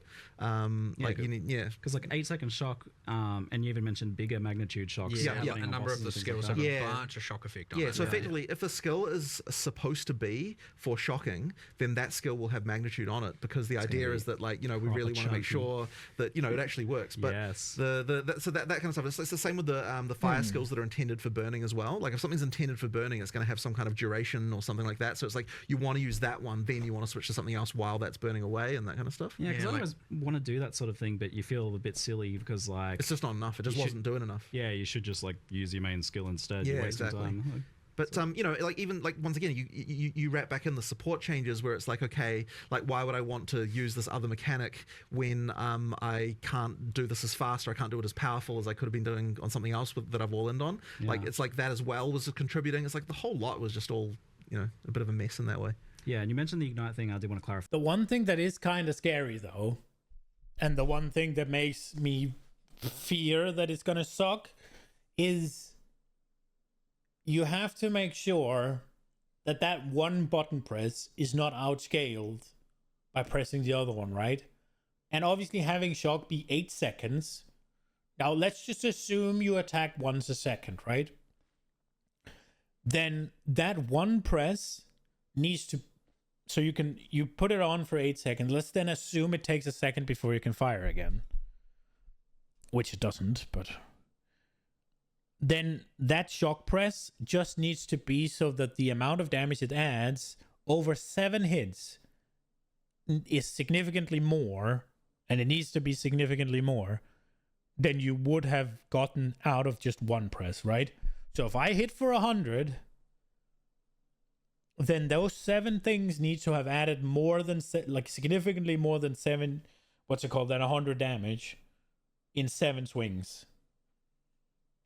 So making the duration longer is going to make that a lot easier. But then as you add more shit, right? Let's say you want to burn them, you want to chill them, you want to shock them. Then the magnitudes needs to go up in terms of what you're getting out, because you're taking more shots out of it. Because I saw some questions about it in the chat. It builds up now. So like if you don't ignite, you get 50% of the ignite, and then the next failed ignite will.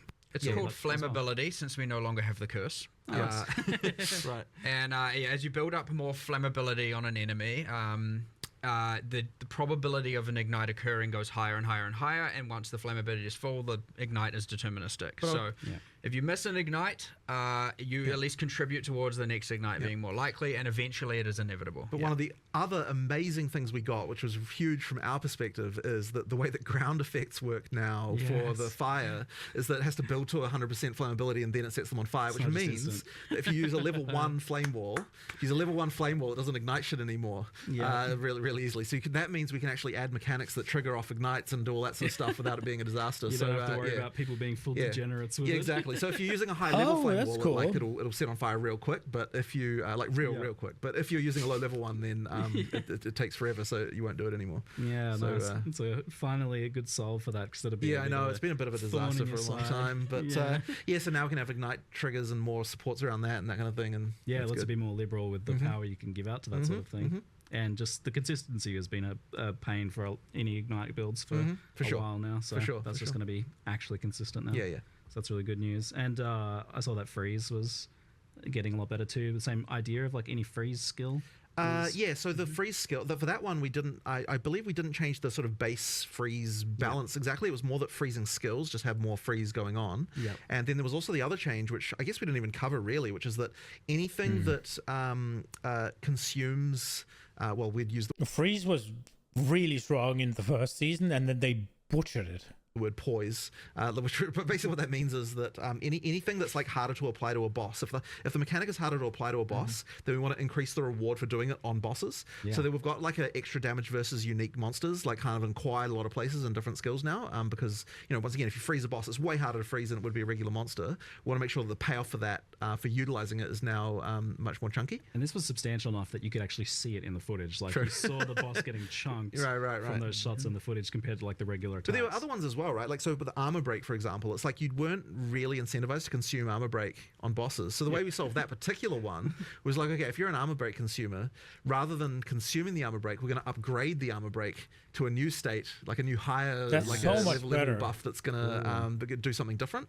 Like in the case you're like, in the case of Sunday, you're like upgrading from plus 20% to plus 40%, but then it also refreshes the duration, and then so effectively you're more incentivized to do this, and then because it actually extends it now. So that's like another thing where you're like, let's actually make this combo work. The high velocity rounds one is very good. Yes, pretty crazy. It's so that's crazy, it takes your armor break into, I don't remember the name, let's say T2 armor break. Shattered armor. But it's then for the next however long the duration is, 5% of the, I think of it like a kind of infinite impale.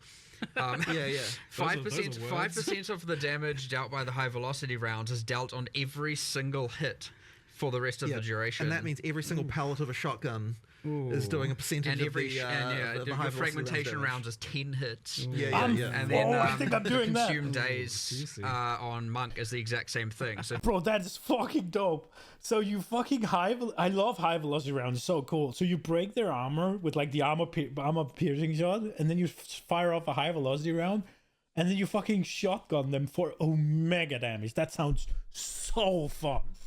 Just building it up and then going. You do the days vaulting impact, and then you have, if you have staggering palm up in a temper spell and you do whirling assault, you're doing all the whirling assault hits, all the projectile hits from staggering palm, all the temper spell hits, each of which are doing a percentage of the vaulting impacts thing on hit, and you just melt things. That sounds cool as well. That's what Days is like, instant application too. Yes. Well, that one was kind of worthless before, so we're like, let's just make it actually work. This idea of like buffs that get escalated into tier 2 buffs is like a kind of cool concept. I like that one. And the other funny thing about it that's like less obvious but really good from our perspective is that it means you can't repeat the combo piece immediately either, because once you've upgraded the armor break, it's extended the armor break, which means that you can't just reapply the armor break immediately again either. You have to do something else. So it actually kind of generates that rotation kind of naturally, which is kind of a nice one. It's chunkier, and it feels like you're not an idiot for doing it. Right, exactly. Before it's like, why would I want to remove their broken armor and make them tankier again? It never really made any sense. That's a good one. But it also like prevents some of the weird edge case stuff that is a pain for you guys. So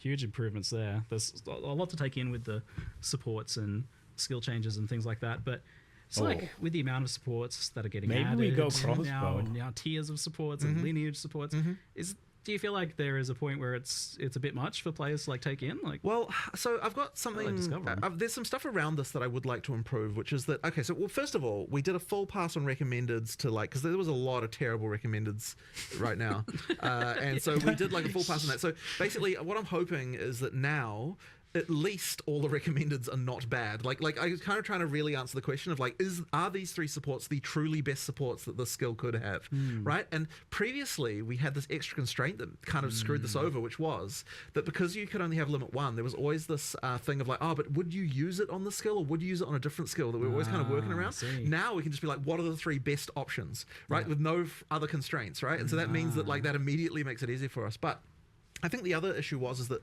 what it was, the whole like, there's too many supports thing, part of it was because since the recommendeds were bad, you kind of had to go to that other screen where you've got all this other stuff. It's like, if you actually rely on the recommendeds to be good, it's like, the fact there's a bunch of supports doesn't kind of matter as much. I remember we had a ranger with the 10 skills, 50 supports, and it was 2 out of 50 were recommended, I think, for the skills they were on. I'm like, yeah, it's a bad sign, right? And so if that's a bad sign, if your in-game ranger is that, it means that if the player who's following the guide that we have given them is not only not being rewarded, they're being punished because we're making them make wrong decisions. Yeah. So and I'm sure there'll still be a few that are incorrect on there, but like hopefully it should be way better. And the other thing as well as I'd really like to do is I think that we might want to get into starting to recommend more stuff, or maybe even like recommending stuff based on the previous stuff that you've already done. That's crazy. Which might be just get a bit complicated, but I'm kind of I feel like we maybe should start thinking about that. Like, sounds like a nightmare to code. Maybe, but then it's kind of like, or maybe like if you've got this other skill on your build, then this becomes an option, or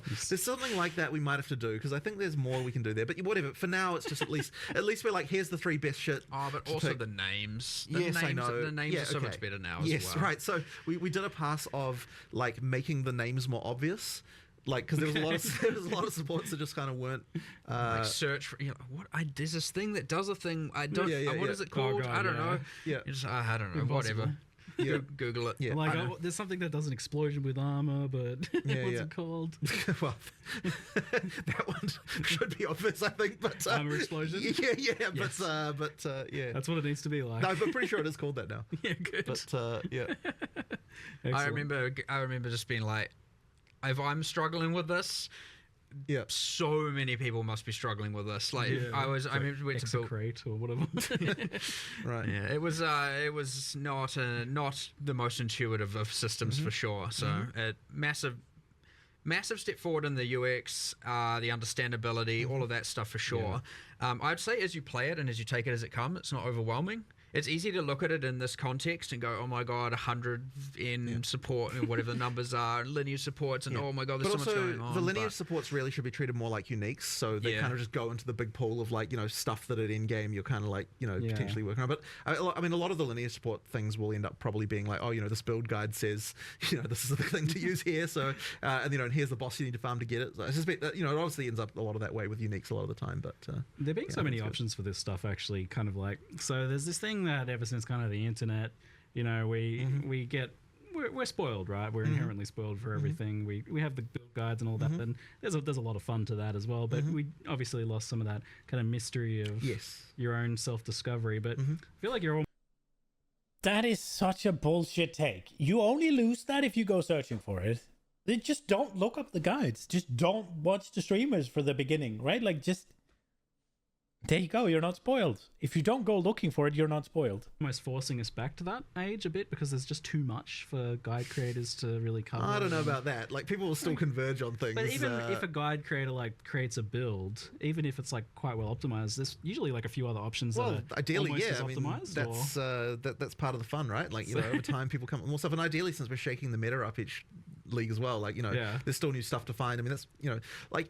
I think that Path of Exile is actually a game that still has that because of the fact that there's enough stuff and there's enough meta changes to actually cause it to be that there's still cool stuff to find that no one's discovered yet.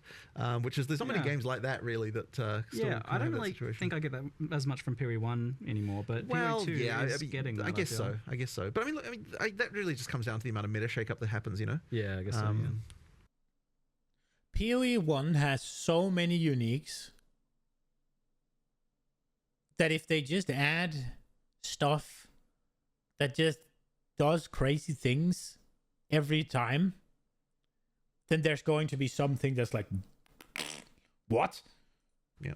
For sure. So with the sheer amount of like supports and things, have you taken a look at how we obtain like sockets and get a 6-link and how hard it is to do that and how many we get? So there have been some adjustments. Actually, this is probably a good time to cover a topic that like was probably not obvious in the live stream, which is that we now have a system that allows us to effectively. And I don't have a good like way to phrase this really, but it's like, so I'll take the transmutes as an example, right? Okay. So in the live stream, we're like, it's dropping too many transmutes. We want to instead drop these more powerful ones. The way that actually works is that as you get higher level, it specifically takes like some of the juice, if you will, of the transmutes that would have dropped, Official term. and then instead drops higher level ones but less often. So the kind of the idea is that it's like, you know, we're getting rid of the crap you don't want and kind of like making higher, like better stuff that you just get less. So good. And we've actually changed over some of the ways that, for example, the way that uncuts now drop as you get into the end game as well works that way. So it's like it effectively turns. You're getting less uncuts, but you're getting more of the high, but they're turning instead into higher level ones, and like that kind of stuff. So like that'll change the game a little bit. Now I don't know if we're going to have that exactly perfectly right in the very first version, but effectively that should mean that you the way it makes that feel is kind of better in terms of getting those upgrades. So I'm pretty sure that I'm not 100% sure of this, but I'm pretty sure that the jewelers have also been changed to use that system instead. For the very top one, I think. You did the change. I wouldn't know. That one's been changed, but there's effectively like so what you get there is we're still trying to make it so that you get enough of the low level currency that you can still do map crafting, because obviously you don't want to burn the higher level ones on that. But what it does mean is that you won't need to do as many crafts. Like just the bulk of the number of crafts you have to do to get decent stuff will be better, and you won't just get as much just the crap that you don't need. Now, I will say that the perfect exalts are not common. They are quite rare, and there's also the drop rates are to an extent that's much larger than previous stuff, because of the way that works, are much more controlled by the level. So at the difference between the eye level 78, 79, 80 is quite large in terms of the percentage that gets converted. So there's a little bit more going on there, and then eye level 81 and 82, like from rares and uniques. Yeah. That is even more. So like you kind of there's a little bit more of that going on with that. So you have to go corrupted +1 maps. You can cube them down, right? As well. You can so down cube. You can't up cube. You can down cube. If you're SS, So that's probably not a word we should be using. But you can split them apart. Like if you're an SSF and you're not getting enough of the basic stuff to roll waystones, and you happen to be getting some of the higher tier ones, and you don't need them for your gear, downgrade them so that you can. And split them into 3 so that you can apply them to your maps, like that's there. Interesting. Criminal to split a perfect exalting. Well, no, you wouldn't do that, obviously. It's more about the greater one going into the other ones. Yeah. Oh, yeah, nice. Yeah. So kind of on the topic of like the sockets and the gems and things like that, what's your kind of like expectation for like when a player would have like 1 6-link or even multiple or all 6 links? Is that a thing that you think players have now, especially with the support gem change? I don't know that we've necessarily changed that for 6 links too much. For the lower ones, like for the 5, we did add a few more like specific drops around during the campaign, and like a few more things like that to kind of just make sure we really wanted to make sure that there's a bit less randomness for that part. For the 6 though, it's still kind of like supposed to be the peak, like top end stuff. So it's really the 5 that we want to kind of make a little bit better as far as like we significantly changed the drop rates of these as well in 021.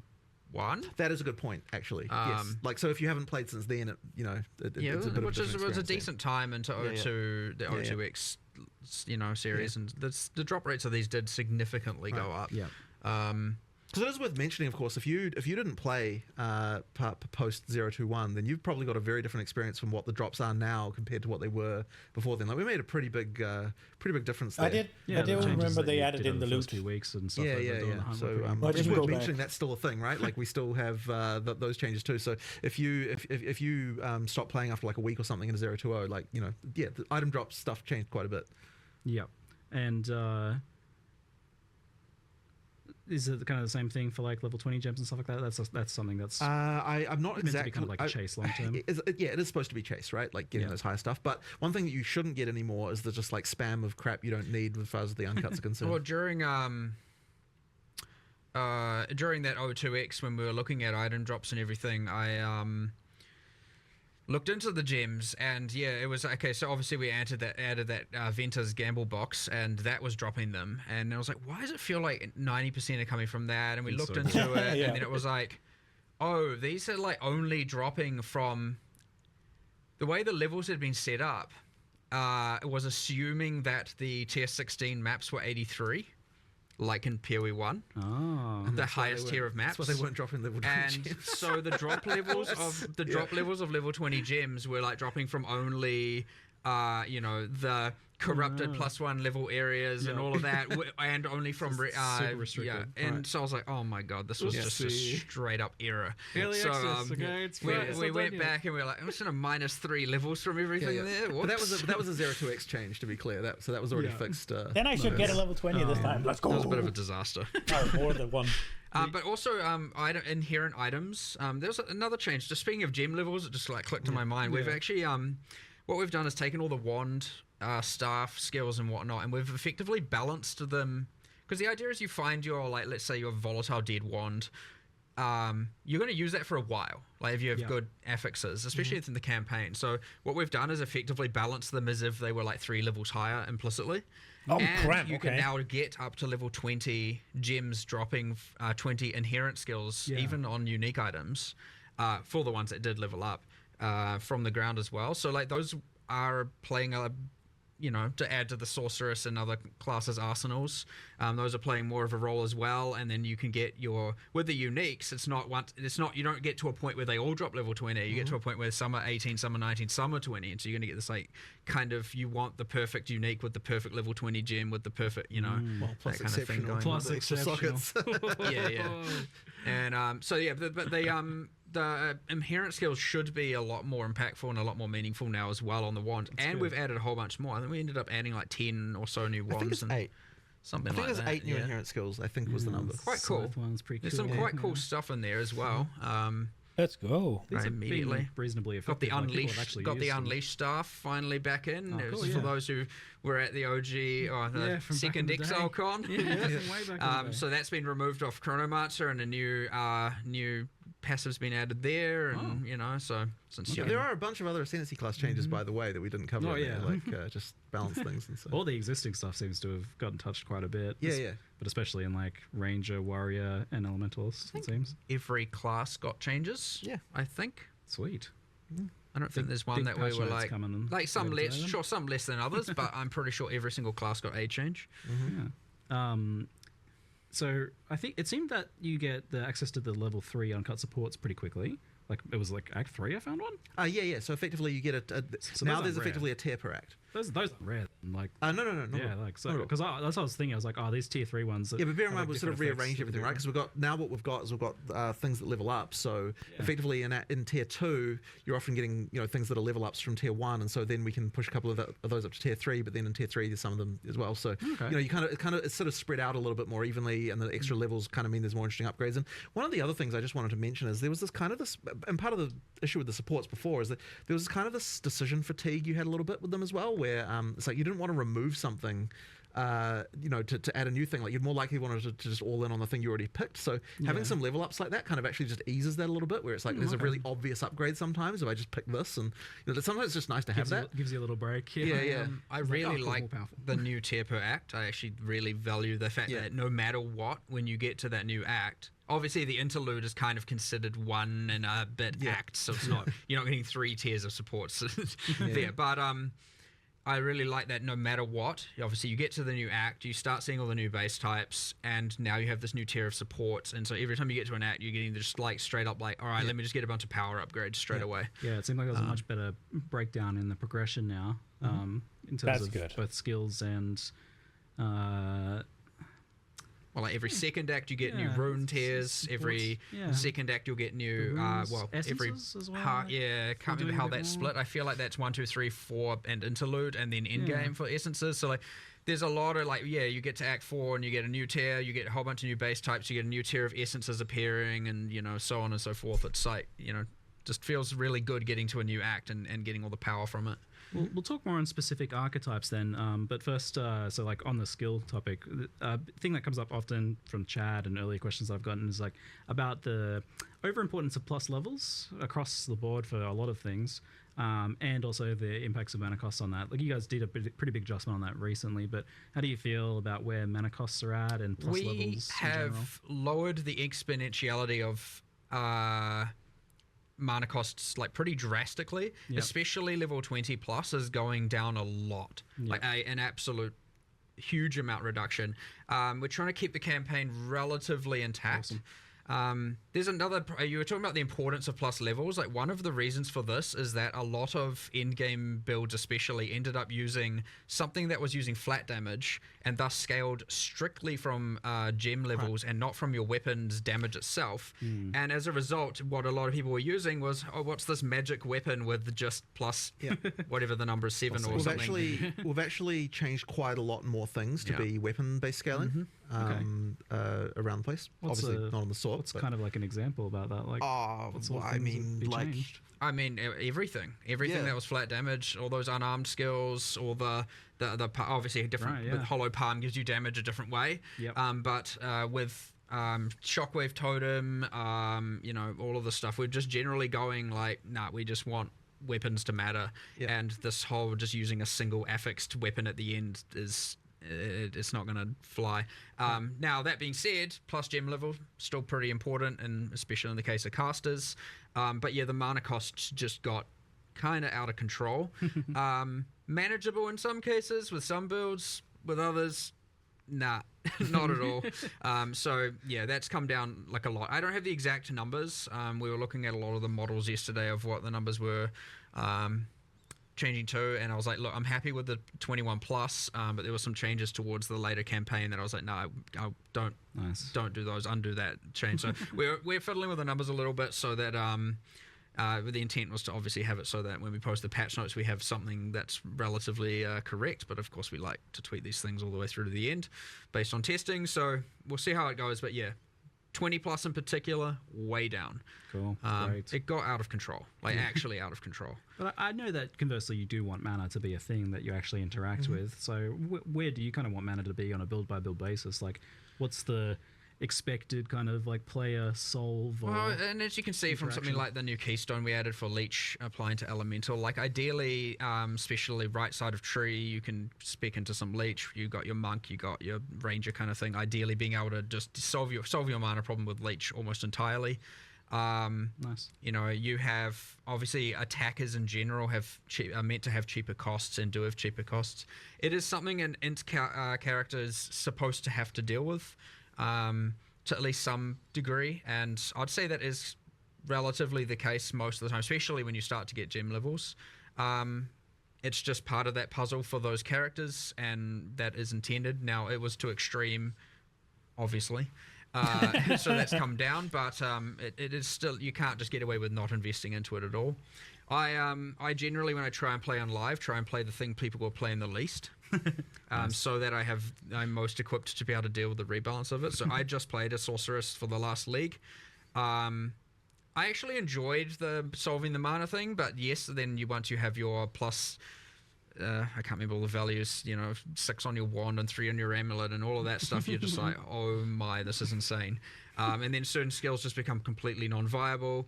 And, all of a sudden the triggers are just like, goodbye all your mana. And then you have, all that. And I was like, I had mana on every single slot, mana regen on every single slot. I had probably a third of my tree in mana, and like my damage wasn't a problem, but I was like, okay, this is just going too far.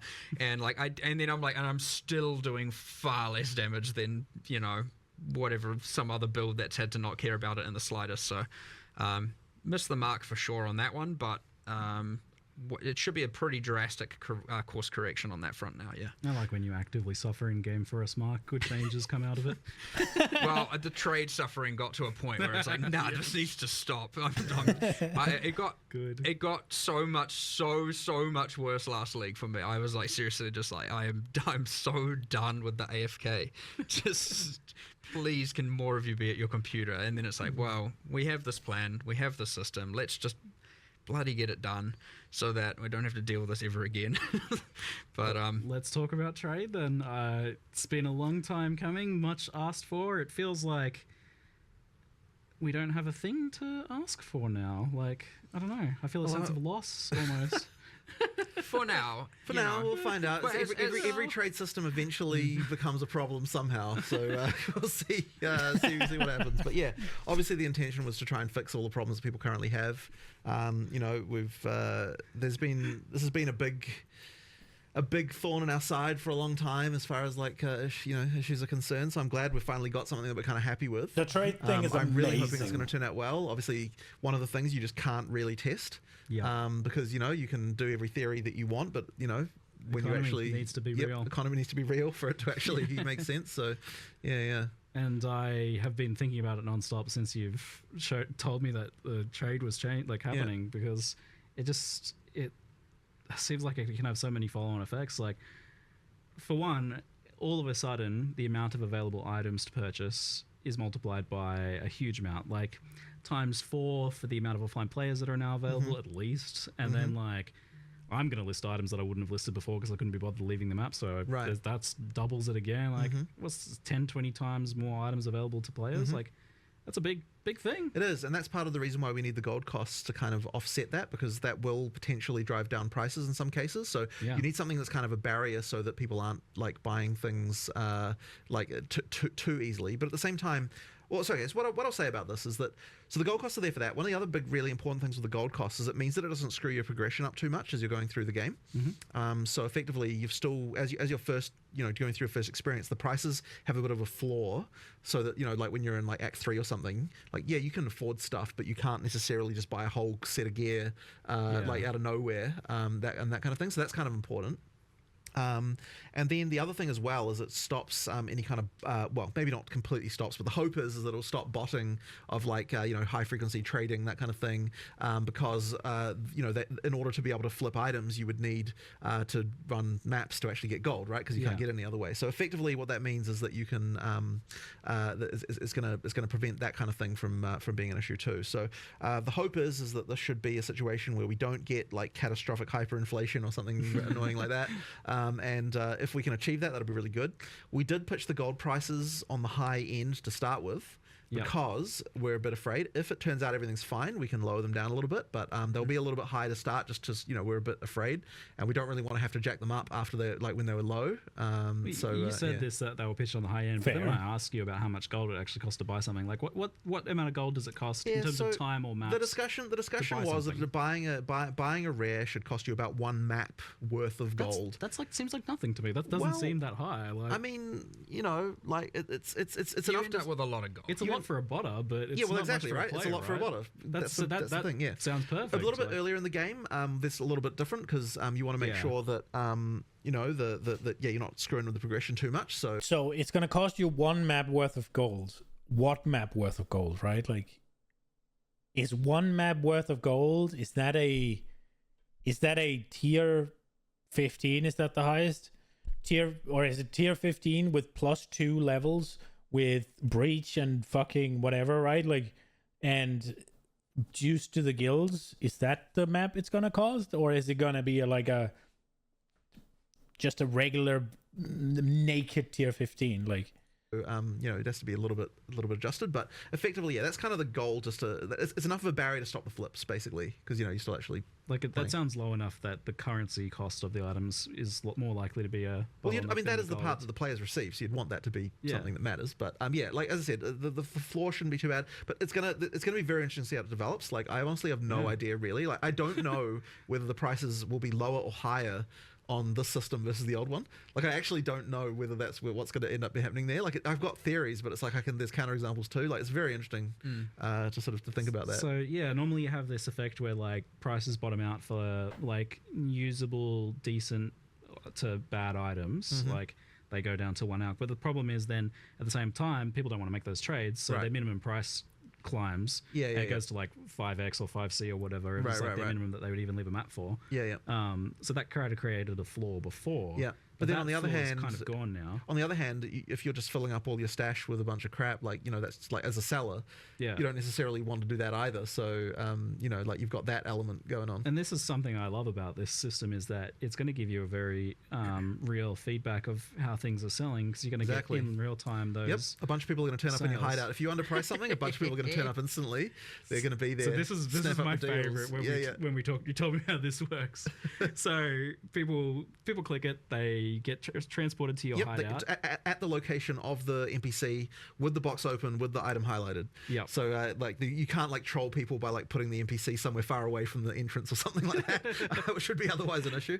But like you get like really popular items, and you got an active shop. You can have like 20 people in your hideout. Yeah, you can. Yeah. So we actually so popular. So we actually had to do a thing where effectively there's only 24 slots for people who aren't your friends or party members. So effectively, So can't take all that means that slots. there are some extra slots that are dedicated so that you can't someone can't stop you from being able to map or something just because you had a popular item that people are looking at. So we pre-thought of that one at least. Like, I am sure that there will be other random trolls that people will discover as a way to do this, and we'll have to iron them out. But one we did think of immediately, of course, because it was really obvious, is like once you've set a price on an item, put it in your stash, there is a cooldown on being able to take it out again, just to give people a chance you can't be sitting there going, oh my god, too many people are joining. Remove the remove item. it again, right? It has to be put in. And I think it's even got a thing where it refreshes the cooldown when someone joins. So that's the kind of thing you need to be thinking about. So once again, I'm sure there'll be exploits or like stupid shit around this that people work out. But you know, we at least thought of the really obvious ones. It's going to be a really like physical, tangible way to like learn the price of things. Like, because you can put a bunch of stuff there, no one's coming to your hideout. Yeah. If there's a lot of people standing in your hideout, you know you're probably doing things right. Right. But yes, no change of none of that And repricing. the bait and switch repricing, is gone, right? Because like when you put the item in and you price it, you are committing to that price, right? Like you must sell, you must sell for that. Someone's going to buy that thing, right? Never again am I going to message someone and be like, I want to buy it, and then they raise it by 5C. Right. I still want to buy it. But 5C again. On the other hand, want to buy it. On the other hand, you have to actually be careful, right? Like you could accidentally sell something for real cheap, and nothing's. There's no. It's a great way to learn. I know it is, right? It is. It's a good way to learn. Yeah. It's cool. So That's gonna be me. It's almost like a big fear. I do this every time I play trade. I find some item like, this seems okay. I look at trade, it's like, no, it's not that good. I put it in for what it is on trade, and somebody just instantly goes like, I just get fucking 7 messages. I want to buy one. Aha. Okay. For doing this, apart from the item acquisition part, which is like the economic side of things, was the losing the player interaction side of things. That was often mentioned, memed about a little bit. But funnily enough, this is actually increasing it more than messaging people. Yes. Because they're coming to your hideout. Like there's going to be that kind of like presence of they get to people. check out your kind of like garage sale that you're going on. I love that. It's also like put your display cases there. Yeah, exactly. Put your cool hideout decors and Yeah, you like know. I'm going to put the we're goblin going to be troop adding there. a new hideout decoration that's effectively a set of security guards. And so people in your party, they'll let you through, and people not in your party, they won't. So you can have a little, have a little trading. Yeah, you can have the VIP area of a hideout, the VIP area where only the people with some class. Gonna be funny. Only people with class are allowed in there. Oh my god. So you can sit behind your security, just watching all of them. So much fun stuff you can do with this. I love it. But never before would I have like looked through a seller's like other listings. But now, like, a lot of time I'm just going to go there and buy the highlighted item. But if they were silly enough to sell it for that cheap, what about their other items? What are their other items? But even stuff like buy 5 things. Even stuff like you can see the tab names on the other people, right? I'm pretty sure you can. Yeah, So you're like getting the nice organization and like colors scheming and everything, right? So that people can people's ASCII art. Yeah. So that'll be a nice one too. No, I can't wait to look at all the phallus tabs and find out. Jeez. Okay. No, I think because I think we have to add a reporting system for it, unfortunately. Yes, probably should. Yeah. I was just excited to log in, just to have that. You wake up in the morning, you're like, what have I got? What do I get? Before work, go run to your computer, what just currency quickly do I log in, get while I and was then you asleep? get nothing, and you're like, The idea of even just like popping into your friends lists. Yeah. Like hideouts are doing it too, like just browsing what cool items they got. Yeah. It's like far more like physically a thing that you can do now. It's like, it's really exciting. But yeah, there's so much unknown variables there. Like, what is this going to do to the economy and the item acquisition process? Well, thankfully, you can't go back now. well, I mean, thankfully though, we are still in the early access economy, right? So even though all the stuff will be kept, it will be separated from the eventual economy we get at full release. And also, thankfully, we get to test it on PoE 2 before we look at putting it into PoE 1. So we get a chance to. Oh, someone's phone calling me. That's not good. Before we get a chance to. Before we have to commit to that for PoE 1, and so we can get the balance right, we can get all the details right. But I am almost certain that it'll have to go into PoE 1. Like, there's no way people won't. Oh, that's good to hear. It'll have to go. But No, at least we'll get a chance to kind of assess how the economy shakes out and kind of make some adjustments if we need to before we have to worry about that. Looks like there's some extra chat questions about this. So one is a concern about bots sniping instantly with the system. I mean, that's the point, right? Is like, ultimately that. Well, I mean, I wouldn't say it's the point, but ultimately, yes, it's a thing. But then it already is kind of a thing. Like, there's already stuff that honestly goes on with there. That really changes too much, I guess. Yeah. Because we were talking last night, I think, a fair bit about arbitrage and how this kind of stuff plays out. The gold is a bit of a deterrent. The gold is the deterrent, right? It'll stop the bots ideally. To some degree, for sure. Right. Yeah, you can only snipe so many items, but you got to put the actual hours in to be able to do that. And often those sorts of bots kind of profit off low margin trades, and low margin trades delete your gold. So right. Yeah, exactly. And listen standard to flip. Another interesting note that came up in our earlier discussions about this, it sounded like you didn't really need to make gold costs really high for rare items, because I was like, oh, well, tier 1 uniques cost 1 billion gold.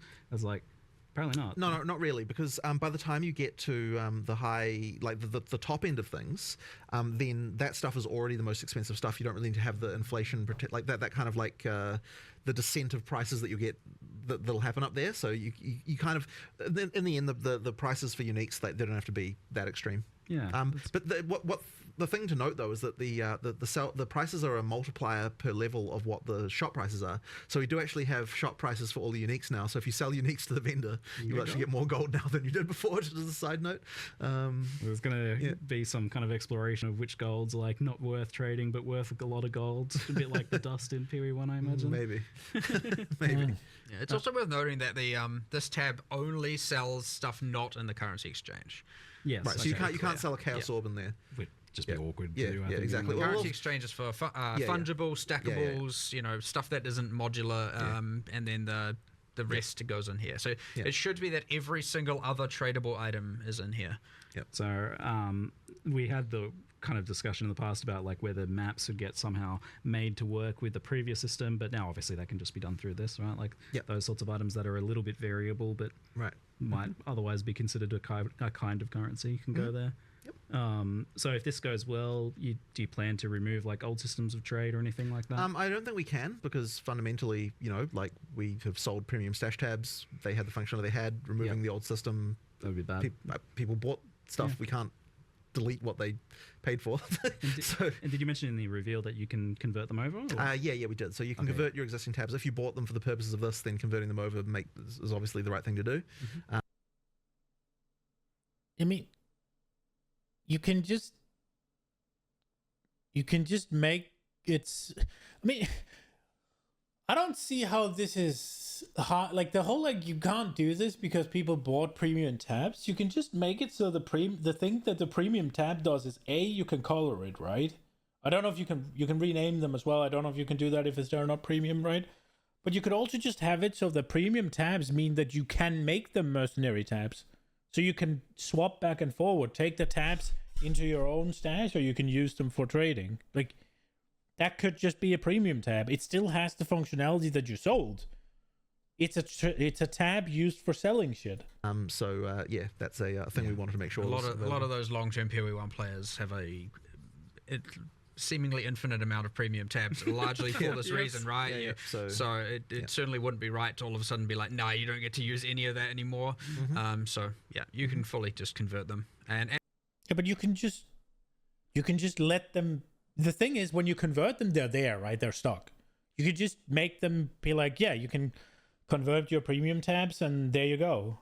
And that is why it's also take them back just as important to work in PoE 1, because your micros are shared, right? You're not gonna... So there will be a little bit of a time there where if you convert them, of course, the PoE 1 doesn't have this tab type, so they won't show up, which is a bit annoying. But once it gets added to PoE 1, then they'll work. Ah, yeah, right. We'll try to make sure that doesn't take too long. Yeah. there's the question of, will functionality of the trade site be in-game in some capacity? So that's something that we really want, and we even had a prototype of this. I saw yeah, it. yeah. So it's a thing that we are working on, but unfortunately didn't quite make it for 030. There's some stuff we want to do. I am personally still a believer in that the website's going to be a better experience, because like, you know, the typing, like web is just web stuff is sort of designed for this kind of thing. Yeah. And ultimately when you click the button on the website, your character in game still moves. So like if that's a thing. But on the other hand, for discoverability for new players and that kind of stuff, it is And good to it's have huge something for in game. console. And well, here's the thing. I reckon for console, it's still better to use the website, because you can use your phone and you can search for stuff on your phone. I suspect like a little console controller, typing text with a console controller is just fundamentally crap, right? So like, you know, like typing with a phone is just easier. Often you don't have to type anything in text in these searches. It's true, though, it's true. But look, we are going to do it. It's just that like it isn't quite There's done. a bit of each to their own as well. Sure. A lot of people are very excited about the idea of an in-game one, and It is a feature Yes. that we It's in will do. progress. It is a feature we will do. We just haven't. it's in progress and it's close. Yeah. It seems wild to me that I can like push a button on my phone and my character goes to someone else's hideout. Yeah, well, you know, the magic of the internet, I guess. I'm getting old, I guess. Yeah. You mentioned that like there's more things on the horizon that you would potentially like want to do with this as well, like in-game features of things. I mean, yeah, like obviously the first question people will have about once you've got in-game trade searching, you know, when's Awaken Trade coming, that kind of thing. I mean, look, maybe one day, you know, like it certainly opens the door to it. Like, you know, I wouldn't want to say that it's not going to happen. Like there's stuff that we could do there, but yeah. Awaken like, Trade would be there's nice. a lot of UI issues to sort out. There's quite a lot going on with that. Like it's kind of one of those things that I'd look at a bit later. But yeah, it's obviously something people want. it's all under consideration though, which is for sure. very cool and very quite a pleasant surprise. Well, like the goal, it is nice to get to the point of not feeling like to be, you know, I'm sure it's only for some players or whatever, not feeling like you have to use third-party applications and stuff like that. It can, you know, not to say Awaken Trade is dodgy, but there are some that are obviously a little bit suspect. People are a bit like, no, I shouldn't have to do this. I don't want to do this. You know, it gets you can get a bit scared about it, and it can be a little bit like, you know, especially when all of a sudden they're asking you to provide information you shouldn't have to be providing them, and you know, that kind of stuff. So getting away from all of that, having it be all nice, secure, done by us and everything is the ideal goal. But you know, one step at a time. You know, this is a big step, but we'll see what's next after we test this out, let an economy test it for us, get it to PoE 1, you know, all that kind of stuff, and then we'll take it. As I said, every trade system reveals its problems. Maybe that's just the next problem. So yeah. Another question here is like, when you click like secure item or like buy item on the site, and it's going to take you to the hideout, it's like, is that locked in and other people can't then click it? Or No, they multiple, it is technically a race. Yes, we'll see how that goes. Like I think it should be fine. But yeah, that is just worth understanding. That's going to be interesting for like those mega deals, and see like 10 people loading in all at once trying to grab it. Who can call the fastest? Who loads faster? Thankfully, the loading time should be a lot better. Yeah. In this version than they were in the past. We're doing a bunch of engine changes, which I'm hoping is going to go well. Obviously, you know, when you make changes, there can be worth bringing up stability and performance. Yeah. So, we've done a pretty big amount of rewrites to the engine this version. You know, like the goal is obviously making the game faster. It should be quite a lot faster in terms of frame rate. There's still some kind of one of the load times is definitely a lot faster. There's still some concerns around like shader pop-in type issues, which we're kind of working on at the moment. But ultimately, it should be better, and we've also unlocked a lot more optimization opportunities for the future. So things should be better in this regard, I am hoping, especially for consoles, where you know we've seen a pretty good performance uplift, and you know things are looking pretty good. But yeah, still more to do. But yeah, that's definitely something that we're taking really seriously.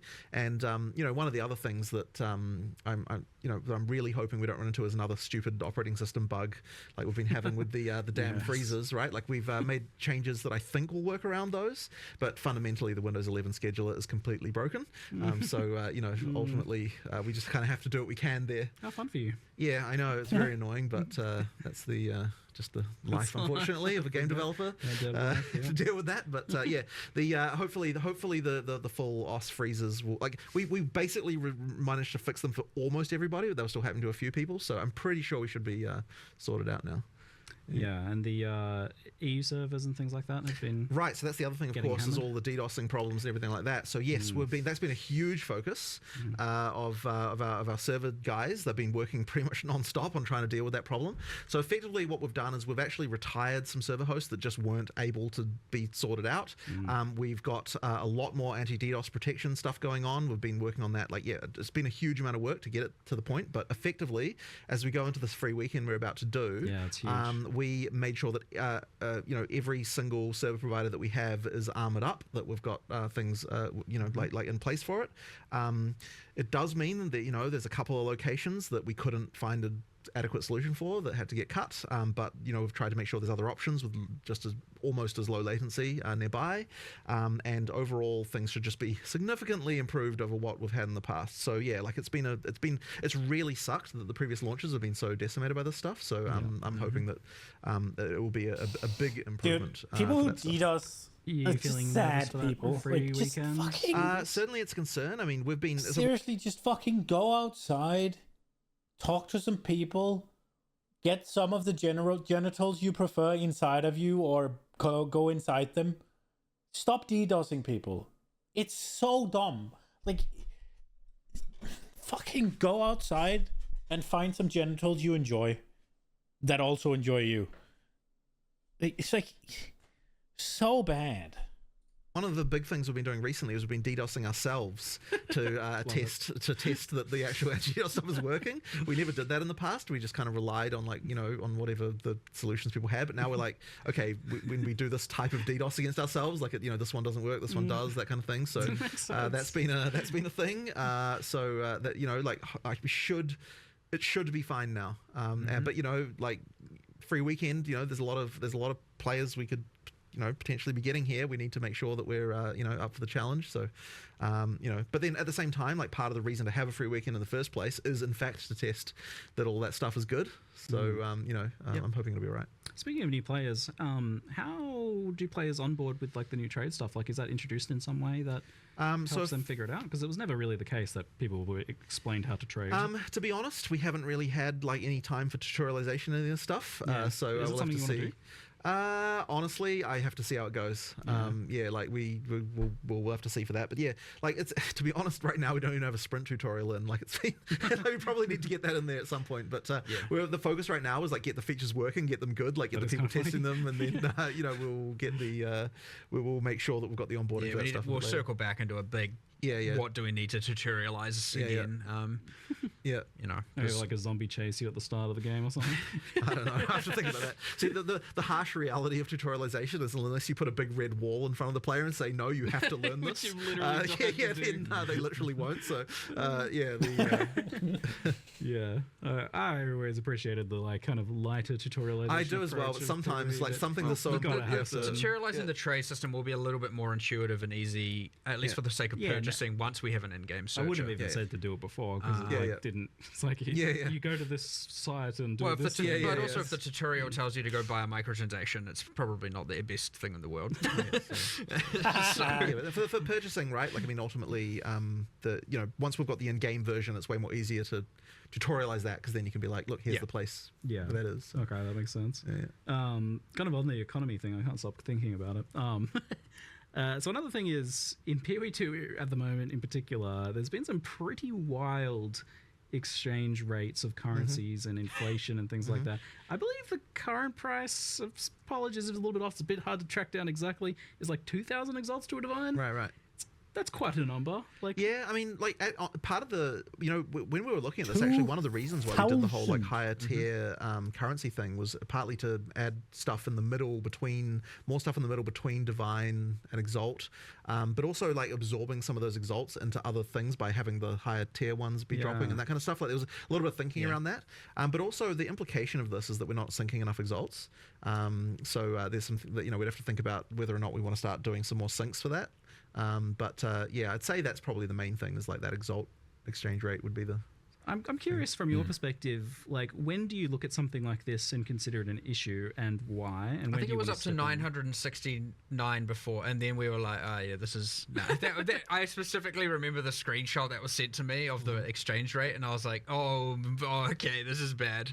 I also wonder whether it's just that the divines people are wanting to value those more, like they're sinking more of those into uniques. Maybe. I was surprised that they ended up being valued as much as they were in PoE2 because of like the way vials work. But we're talking about this, and you're saying that like, well, the idea is maybe at the highest end you do sink a bunch of divines in case you land a socket, and now you've got exceptional items too. Like, maybe divines become even more valuable. Yeah. I don't know that's a problem, but the other thing of like exalts being devalued maybe is a problem. But Can you land a socket? I expect by exalts divining? will be not that valuable still, and that's fine because ideally the more common, especially in-game high trade rate, will be the higher tier ones. There actually will be a slightly more sync for exalt in the way the map mods work now, because you've actually got a reason to go up to 6 mods every time. Yeah, so that'll sync a few more exalts that way. So I guess we'll see how that works out too. Yeah. I'm curious, like, so when you look at the umbrella, you see 969, and you're like, that's a problem. I'm curious, like, what from your perspective is the problem with that? I'm curious what the delineation is between something just being a market phenomena, and it's like, that's the way it is. Your average player, like, it's a bit different when it's a mirror. And it's hard to explain why necessarily, but I guess, most people can probably relate with that. But when you all of a sudden are seeing something not like over 900, you're like, every now exalt you find is just nothing. Like, it's nothing. It's there is a threshold. I don't know where that exact threshold is, and the threshold will be different for each person.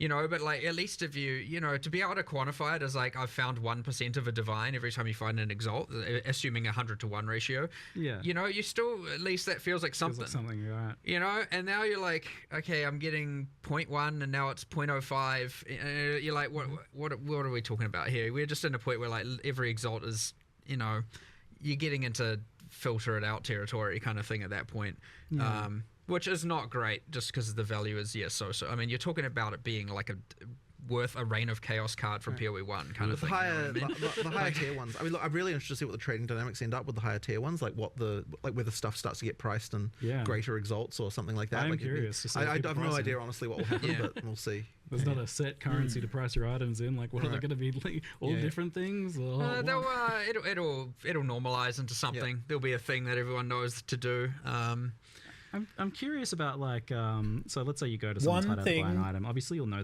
that I've already been thinking about is they need to make it so that the Exalt, Greater Exalt, and Perfect Exalt are very different icons, so that you don't have people accidentally thinking they're paying an Exalt and they're paying a Greater Exalt, or they're paying a Perfect Exalt, right?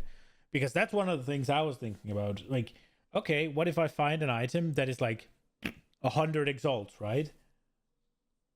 And then I price it at like 80 Greater Exalts. So people think it's when their knee-jerk reaction is that's cheap, and they buy it, and I'm like, make off like a bandit, right? Like, they need to be significantly different. Price of that item, so you can visit your exchange in preparation to like get the correct currency to buy that item. But if you like see other items in their thing, can you like, I don't know, use the other person's exchange or exchange currency? Do you have to go back to your hideout and exchange? It's just how does that work? I would think awkwardness. Ange probably would let you. I think that would work. It'd be cool if you use could the currency exchange in the other person's hideout. It's the same NPC, right? That would. I actually genuinely don't remember. Yeah, I don't know. Do they not? Oh, they don't take the. Oh, you still have to prepare. Well, then it's easy, right? Like, but I thought that you just bought them from your stash.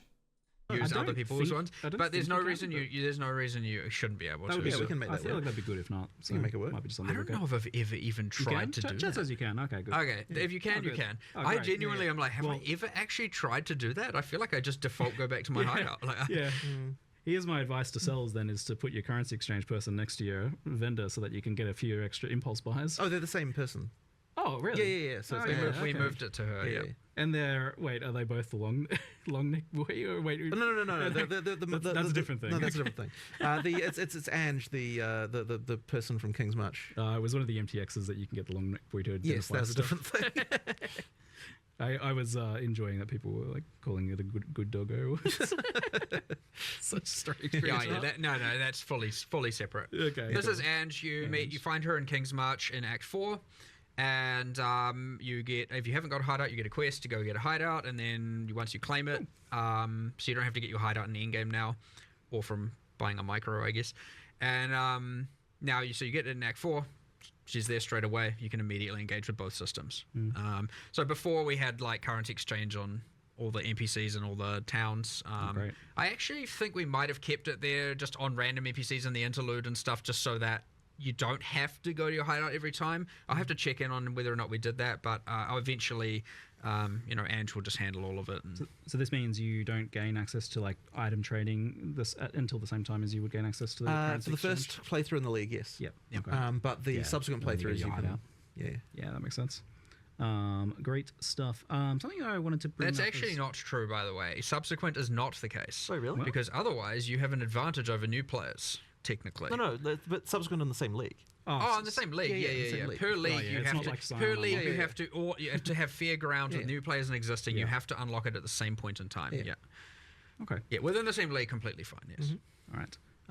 Something that I wanted to bring up as well was build diversity. That's a thing. We talked a lot about like how there's a lot of buffs for the other archetype stuff, so that's obviously going to be helped by that. But I'm curious, like, your thoughts on like the point if Lightning Spear is 46% of the top 1,500 players, I think it was, or 15,000 players, or 75,000, or something, whatever the number is for PoE Ninja. So 46% is pretty big. I don't know that we've ever gotten that high. Maybe with we Spectral did Throw? Legion League Cyclone. Cyclone. Maybe 51%, I think, of Cyclone Slayers. Yeah, okay. Or something like that. Yeah. It was like, so maybe. So we're not quite there. Not quite there, but obviously it's just as bad. It's just as bad. To be fair, that's. I'm only encountering one class there. Actually, Lightning Spear is across many classes. So maybe it is the worst it's ever been. Because that's just the skill gem itself. Across both games, yes, true, Yes. true. Well, either way, it's bad. So yeah, I'm curious, like, at what point? It's because it's such a good skill. I need you to not nerf it and buff everything else. The skill is so good at clearing maps, and it's what you want.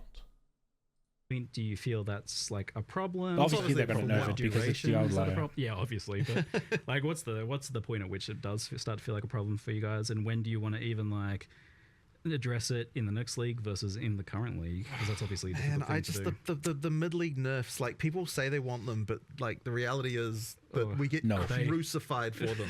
Absolutely crucified. Like, it's just if you get on it fast enough, yes, you have to get on it so fast, basically, to make it get okay. away with it. Yeah.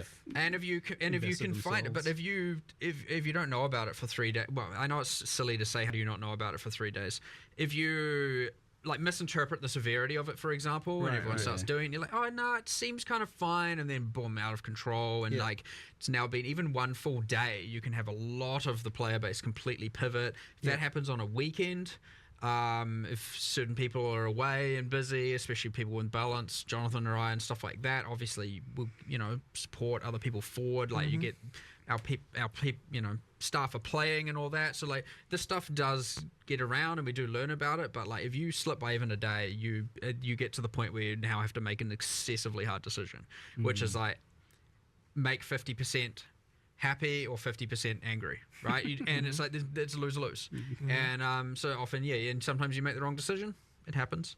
But look, it's less about like there's a number that's wrong, and it's more about like the way we looked at it this time is like, look at all of these bad builds. Like why, like these need to not be this bad. Like you shouldn't be able to make this many mistakes, this many bad decisions, this many wrong decisions through supports, passives, everything, all of that. And it's like, we just need to bring all of that up. Now, by doing so, you're bringing everything up. You can't just have Lightning Spear go up proportionally to everything. There's no one's gonna swap and play all this other stuff that's now, in that kind of same level of balance. So yeah, the outliers have to come down. It just has to. You do it, and in this case, we definitely thought it would be best to, some people will say you should have done it in the league. Yeah. Maybe they're right. Whatever. We're doing it now. We're bringing down those outliers. So yes, Lightning Spear is nerfed. Let's just rip that Band-Aid off. Yeah, and honestly, if you're surprised by that, come on. Yeah, obviously it's not surprising that they nerfed the outliers, but I really don't think Lightning Spear was that fucking strong in comparison to what things should be, but maybe I'm wrong. At least for the level I played on, it wasn't like, oh, this is fucking broken. Yeah, it was, because everything else was dog shit, right? Like, And I wish more things had the map clear that Lightning Spear has. Rather than you just butcher Lightning Spears, now everything's dog shit, right? Like, I get it. Yeah, obviously it's overpowered. Yeah, obviously it's broken, right? But you're comparing it. There's a difference between being broken in PoE 1 and being broken in PoE 2. Because if you're broken in PoE 1, it's just insanity, right? Because there is definitely other things that are wildly powerful. And if you are then lapping these builds, then yeah, it's broken. Nerf it. But when you're in PoE 2, it felt a lot like Lightning Spear was gapping everything else. Because everything else was like a limping, half-dead 90-year-old. And then Lightning Spear just happened to be a 30-year-old. Like, yeah, I don't know. Nerfing it, obviously, is the easy choice. It's just like... The ability to actually clear a screen, and maybe even the screen behind it, is not something the PoE has shied away from in the past. And it's just, yeah, Lightning Spear has that capability. And other things should as well, but they don't. It's like... but, like, there are, you know, an insane amount of increases to bad things, wrong decisions. They all should be brought up in line. There should be a lot more viable options, a lot more good things, a lot more viable different classes. The hard part's going to be that the support gem changes are certainly going to result in a bunch of new exploits, and that's going to be real rough because we're going to have to then make all those hard decisions again of like, do we nerf this, do we not, kind of thing for each of those. You eventually get to a point of stability, but when you're adding this much and having to change this much, you're going to have a number of things still go wrong, a number of things still be abused, and we will try and stay on top of them, and we will try, but there'll still be some stuff I'm sure we'll have, and hopefully it's not 47%, and hopefully that number's less, and over the time you get more stability, more... It's also just like, oh yeah, 47%, but there's so much less shit in PoE 2 than there is in PoE 1. So it's like, if you have 100 option, 47 of them is then Lightning Spear. Yeah, that's 47%. But if you then have if you have 1,000 options, right? And 47% still use fucking Lightning Spear, then you have a problem.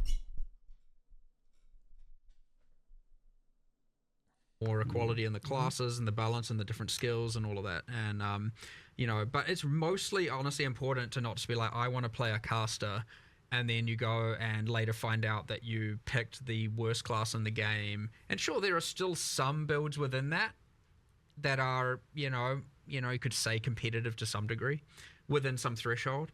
But it sucks to learn that, like, you get to level 65, which for some players may have taken tens of hours, and then you're like, oh, you're telling me I literally picked the worst class that no one's playing, and I could have just been throwing a lightning spear this whole time and, doing 5 times more powerful. That is a real terrible feeling to have. And so, making it that you don't, like, if the worst was only slightly worse than, the best... slightly, so within some margin that you're still at least feeling powerful. You're just not, I feel like then at least you don't feel absolutely terrible about it when people are just like, you made the wrong choice, like you have to reroll. You're just like, well, that's demotive. Like, I'm demoralized. How are you supposed to know that at the start without doing a bunch of research? Yeah, but that is again one. It's the lack of options in PoE 2, and 2, it's the class restrictions. Like, you're so restricted into one weapon, like one skill branch. And then on top of that, because you're so desperately tied to a weapon, if you are a warrior, if you want to play a warrior and use a quarterstaff, then not only are all the quarterstaff nodes on the right, all of the nodes that synergize with the skills in the quarterstaff tree are also on the right. Whereas in PoE 1, it's like, yeah, I want to use a fucking sword, right? And then I take the things that are a sword, and obviously they are different places, right? But let's take, if I play if I play whatever, like a duelist or whatever, and I want to do spells that are up top, then I can still take things that increase cold damage. I can still take things that increase lightning damage if that's what I'm doing. Right? Like I can still increase my crit chance. And maybe it's just me, but it also seems a bit easier in PoE 1. You can't go through the middle in PoE 2, right? There are good nodes, the Scion, right, in PoE 1. You go through that area. There are good nodes in there. So you don't feel as punished for having to go to the other side. But whenever it's like, yeah, I want to use a sword or whatever, and I'm a... Well, I don't think that class is in, actually. I want to use a sword and I'm a monk. Well, now I have to... Well, there's no swords in PoE 2, so that's dumb again. I want to use a mace and I'm a monk. I have to traverse down... Either I have to go through the witch sorcerer area, which has a bunch of spell damage that I don't want, and then I have to go through what's gonna be the Templar Druid area, which again has a bunch of things I don't want, to then finally get to the warrior area where all of the mace things are. And not only that, but most of the mace things are fire or fizz, and I only have fizz on the monk side, and the other things I have is lightning and cold. So I can't even stay in my area and get something useful, because let's say, oh, well, then maybe I can take power charges and scale it like that. No, because it only works with endurance charges, because that's what they're consuming. And I guess I could do the whole, like, oh, get power charges, then I swap so I get endurance charges thing, and then consume them that way, but I'm still lacking a bunch of scaling. It's a little bit less free. Which is also why, yeah, I picked the sorcerer and now I'm just useless. Yeah, because in PoE 1, if it's like, if there's a skill that's just completely busted, then you can play it on all classes realistically. Not so much in PoE 2. So yeah, that hopefully like over time, and I'll say this is a huge step towards that, we eliminate as much of that just really wrong, bad choices as possible, make things more obvious and intuitive and all of that, and bring up the floor, really. As dumb as it sounds... And now let me just be clear. It could be that Lightning Spear is just completely broken and it's completely missed the mark, right? That's obviously an option. But when I played it, it felt much more like it just clears the screen. And there's no other spell or a skill or ability that'll really do that. To me, it didn't feel like it did much more. It was terrible single target. At least when I was playing it. So it's like, yeah, it's clearly not good at something, but it just has massive AoE and a really easy way to get that AoE, and it's self-sufficient in its combo thing. So it just it bypassed the bullshit fucking 8-button long combo. It bypassed having to go through hoops to get yourself power charges that you could then consume, or was it frenzy charges you could consume to then make it go big sap, right? Whereas everything else was just kind of archaic and annoying. So I think, yeah, obviously 47% playing it is a problem, but just crushing Lightning Spear is just gonna mean that, oh, well, now everything is shit. It's not that Lightning Spear was just massively good that was the biggest problem in my eyes. It was that everything else being fucking shit. Now, I'm not saying you should... Maybe it is busted and maybe it was too powerful and it needs to be brought down. That's fine. And they are saying that they're bringing everything up. But I think just the readily available large AoE that Lightning Spear provided was why it was so good. And yeah, keep bring up the floor, not bring up everything. Because again, otherwise, what is a 0.1 second boss fight? But the thing is, if you bring up the floor by letting everybody use the support skills, then you're not bringing up Lightning Spear unless it had other things that needed the support. But it's like, you were going to use all the best supports in the Lightning Spear, right? Like, it's like, I don't know.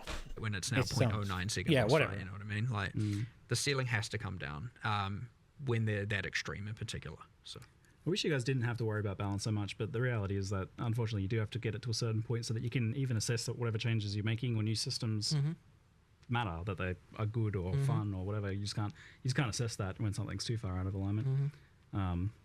So do you think like if something is looking like it's getting to the point of a lightning spear again in the future, that would be a mid-league nerf, despite not being like a bug or anything? You can't necessarily tell, Yeah. because at the point where, like, it's what Mark it's said too far earlier, like gone. you look at it and you go like, is this actually that bad?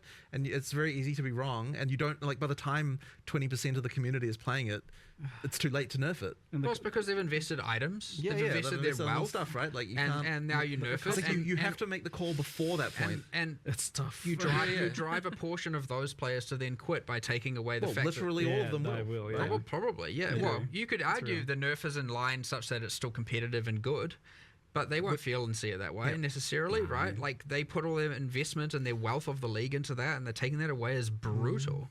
Yeah. So it's like, who do you make quit?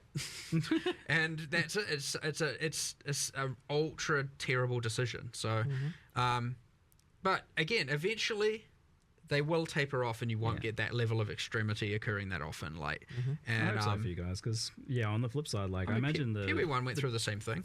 I mean, one thing they could do mid-league that shouldn't have anybody angry is buff things, right? Like, that's a way of doing it. And it's even going to make a mid-league shake-off of the meta, right? Like, you have something that's completely fucking overly busted, and you have some things that is just nobody's playing. That's just the wrong choice. You just buff it.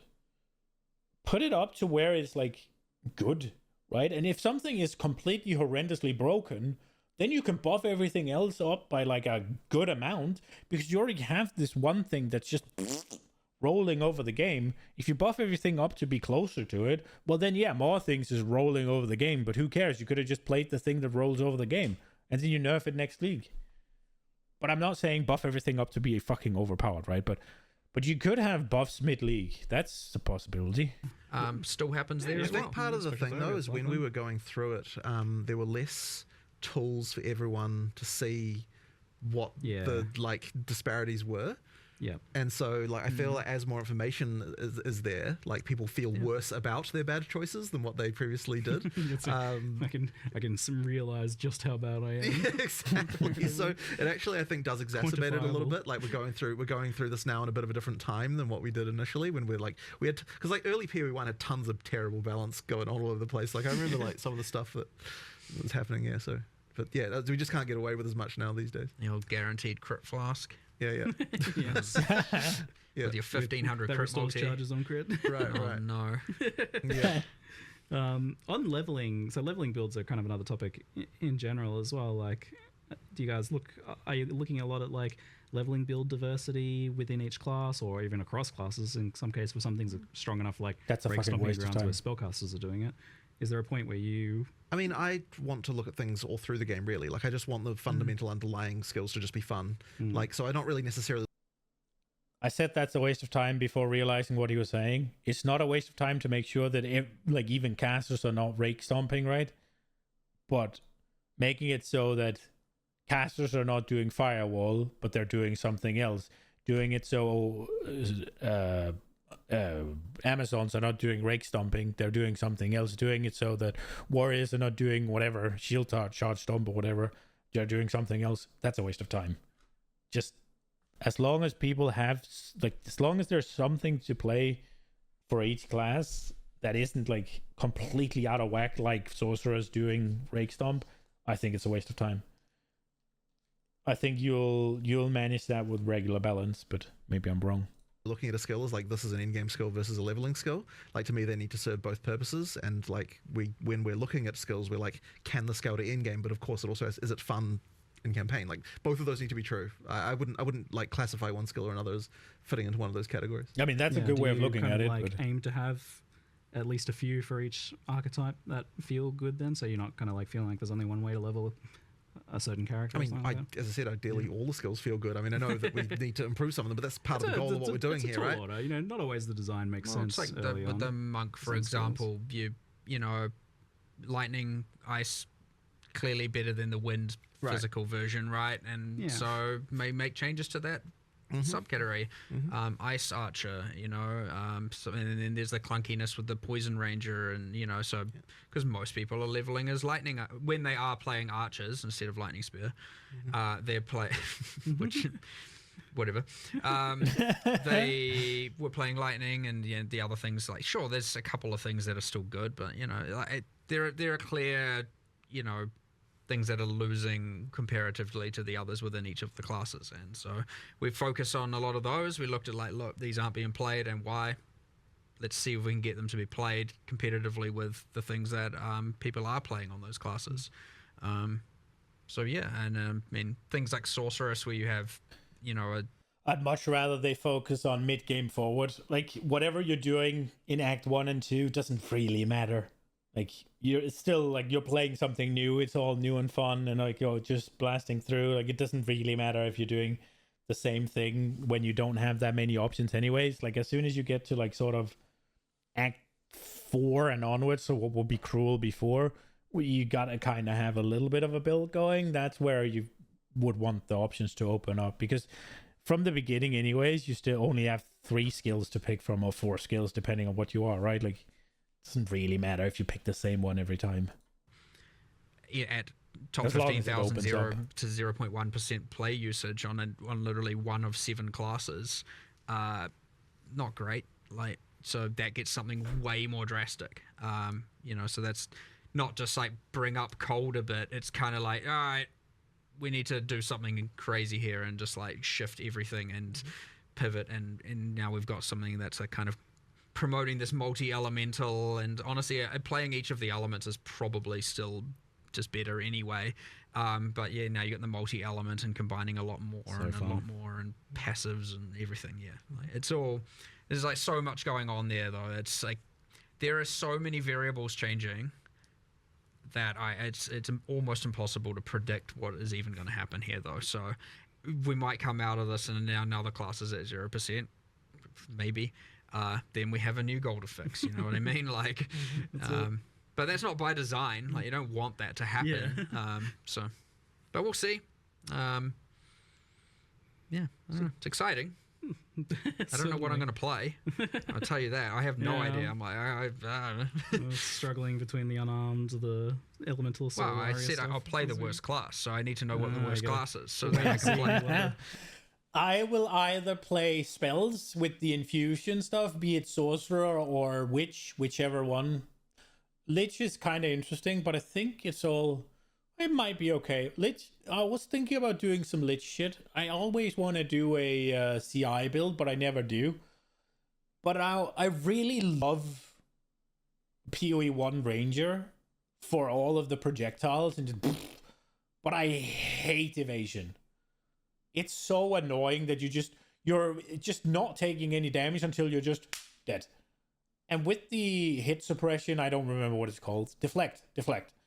Which sounds fucking overpowered, by the way. 100% chance for 40% DR on everything except degen. Insane. I won that one. I'm thinking about doing that with just like projection builds. Like, just there was one where you did a spin and it just fired all around. I don't know if that would be good. But they changed lightning arrow to be a straight projectile, right? Rather than something that sticks in the ground. Maybe I'll play that. I do like the idea of doing the crossbow shit. But it could be something like a bow and arrow for what's it called? Clear, and then swap to the crossbow for bosses, because the whole like break armor, blast with that projectile thing and then shotgun it down, that seems so cool. I want to do that. What people aren't playing. So maybe because I have to work on release day, because trying to make sure everything's stable and thing, and fixing anything we can. You don't get movement penalty from reloading anymore, so that's nice. I get that day to see what's the worst class, and then I'll jump into that just so I can experience it and see how we want to. That's very good. It also makes it more challenging. I like it. You like the arbitrary challenge of play the worst one. Speaking of worst ones, on the topic of like defenses, we had a lot of discussion about armor and how good it is, and it got a pretty hefty buff this time around in terms of it being able to apply to elemental damage through modifiers and nodes on the tree and such, and that looks really, really good. Do you think that isn't it still there's any other fundamental issues with armor? Because I know you were looking at it as a whole and deciding even if you wanted it to work the way it does. Well, the thing that people would probably say is the worst part about it is that they take a big hit and they can still take a lot of damage. Yeah. But the thing about that is when we look into it, it's like it's still pretty damn good percentage reduction if you look at it. So like I was sort of less confident that was the true issue with it, and that's why when we were looking at it, like, well, what is the actual weakness of this thing? That's when we started to look at the elemental part. Smith of Catava was alleviating that, and it's like, okay, that's probably not acceptable that you have to, in order to mitigate the elemental, get the insane max res, and thus go Smith of Catava. So like, well, hold on, we need to make that not be so mandatory. Let's instead increase the elemental side of it, and that way you're not like feeling obliged to play Smith of Catava to get the insane high max res. That's like, one part of it for sure. I wouldn't say that we have like another like, there isn't more that we know we can do to I feel armor like right now, right? Like it's like we need to see how this plays out and see what happens, and then we'll know whether or not there's still some issues that we need to address. And obviously we had the issues where like energy shield, like even just running hybrid was crazy with convalescence and use and a bunch of stuff there. So we've had to make some changes around that as well, bringing that back a little bit, buffing the others, and so there's lots of changes around all of this. And next in the triplicate then is the energy shield. It's a challenging one because it's difficult to make it not just be blue life, and be better life in some cases as well. How do you guys feel about where that is at the moment? I feel like the culprit is recovery. Like energy shield is supposed to be a defense. It is somewhere between a defense and a life pool. As much as a lot of people might not want to hear it, we're going away from like, look, recharge should be the way you recover energy shield. I agree. We need to better embrace that and not have just every other way under the sun to get it back. I don't like that because I think it's cool. I think you should have every way under the sun to get everything back so that you have options. And if you make it so only recharge is the way to get it back, as far as I understand, recharge requires you to not take any damage for a while. So basically, you can't play CI then. Unless you bake other recovery options of it into CI then. And then all of a sudden, CI becomes a massively bloated talent. More so than it already is, right? Which I guess is okay, but I don't like that. I can't remember the specifics. The patch notes, I'm sure, will tell you. But yeah, it's like, anything that's kind of just like overly trivializing having infinite amount of energy shield is certainly the current main issue. So yeah, I mean, that's part of it, but like, again, like the whole weapon swap convalescence thing, which we have made changes around, is also just like, you get the bonuses of convalescence without having to incur the spirit costs while you're doing your DPS kind of thing is not okay, like, at least not from our end, so making changes around that as well. But yeah, I mean, before that it was Grim Feast, and, so it's been a couple of problems, but like, ultimately, I'd say they're more equally balanced now, those three defenses, and on average, armors come obviously up, evasions come up, more predictable things, less, and then energy shield, some of the recovery means have come down that are not recharge, and we've added a lot more ways to make recharge better. Cool, yeah. That's what I want to see. Just to be clear, I want to see what like chunky energy shield pools look like where you actually have to like recharge in some way or build to recharge. I like playing that way personally. Yeah. Again, I did this league as well. It can be really rewarding. Like when I've played that sort of like Wicked Ward styles and stuff in the past. You get into the problem where because especially with the mana thing, you have to put 30% of your tree into mana, and then you have to put so much into not only increasing your energy shield, but also into the two recharge axes, And you end up like, okay, hold on, I'm putting so many points into this just to be on the same level as something else, or just to feel like I can kind of basically survive. Whereas like other classes are just like, as much as armor has its disadvantages, warriors are rocking around with double the life of the other your average ranger, and they're pretty beefy for sure, and especially the titans, and then you get your all the smiths with all the resist, and so there is some certainly tanky warriors going on out there for sure. But yeah, doing the elemental thing with that will go a long way, and the deflection with evasion will go a long way. Parry and block being way just predictable. It's huge. You don't have to go like, is that so blockable? Nice, that change. I don't know if that's blockable. No, it wasn't blockable. I'm dead. It's kind of lame. I do find myself, you see, didn't do that with evasion though. Like the guys that slap with statues, for example, those guys will still hit you as evasion, right? Like guaranteed. The slams will still hit you with evasion, yes, but the deflection applies to everything. So curious about. So was it the case that you put deflection in? And you felt like, okay, we probably don't need to do the evasion thing like we did with block, because there was discussion of that, and I can't remember exactly why we decided not to do it in the end. Well, it was kind of one or the other, and we thought that the deflection being, because both are too strong, you'd have to water them down to some degree, and having one watered down seems bad, because then you could have that and have deflection be 20%, and then you're like, what the hell's the point in this? Like, you invest all of that into it and don't really get much. So having to not water them down was the main idea, and thus you get to have both. You get to have deflection being the thing that is like ultra predictable, and evasion can obviously still be quite strong, but not with the whole applies to everything thing going on. So I agree. I can see both ways. We landed on this one. We'll see how it works. But yeah, I always agree with the I don't know if I can avoid this or not. Yeah. At least deflect, that's great. And with block and parry now, that's also great. So I don't know. We'll just have to see how it plays a little bit though. But I fully see both sides 100%, and I wouldn't say I'm confident that one is necessarily completely perfect over the other. I don't feel like you should really play around, can I evade this though, right? Because if you have time to wonder if you can evade it, then you should dodge out of it, right? Good job in advance on solving the spell suppression issue with deflection by tying it to evasion, so that not like I don't have to play my Templar and have a mandatory investment in deflect. Yeah, we made that a specific goal, and we kept getting stuff like suppression.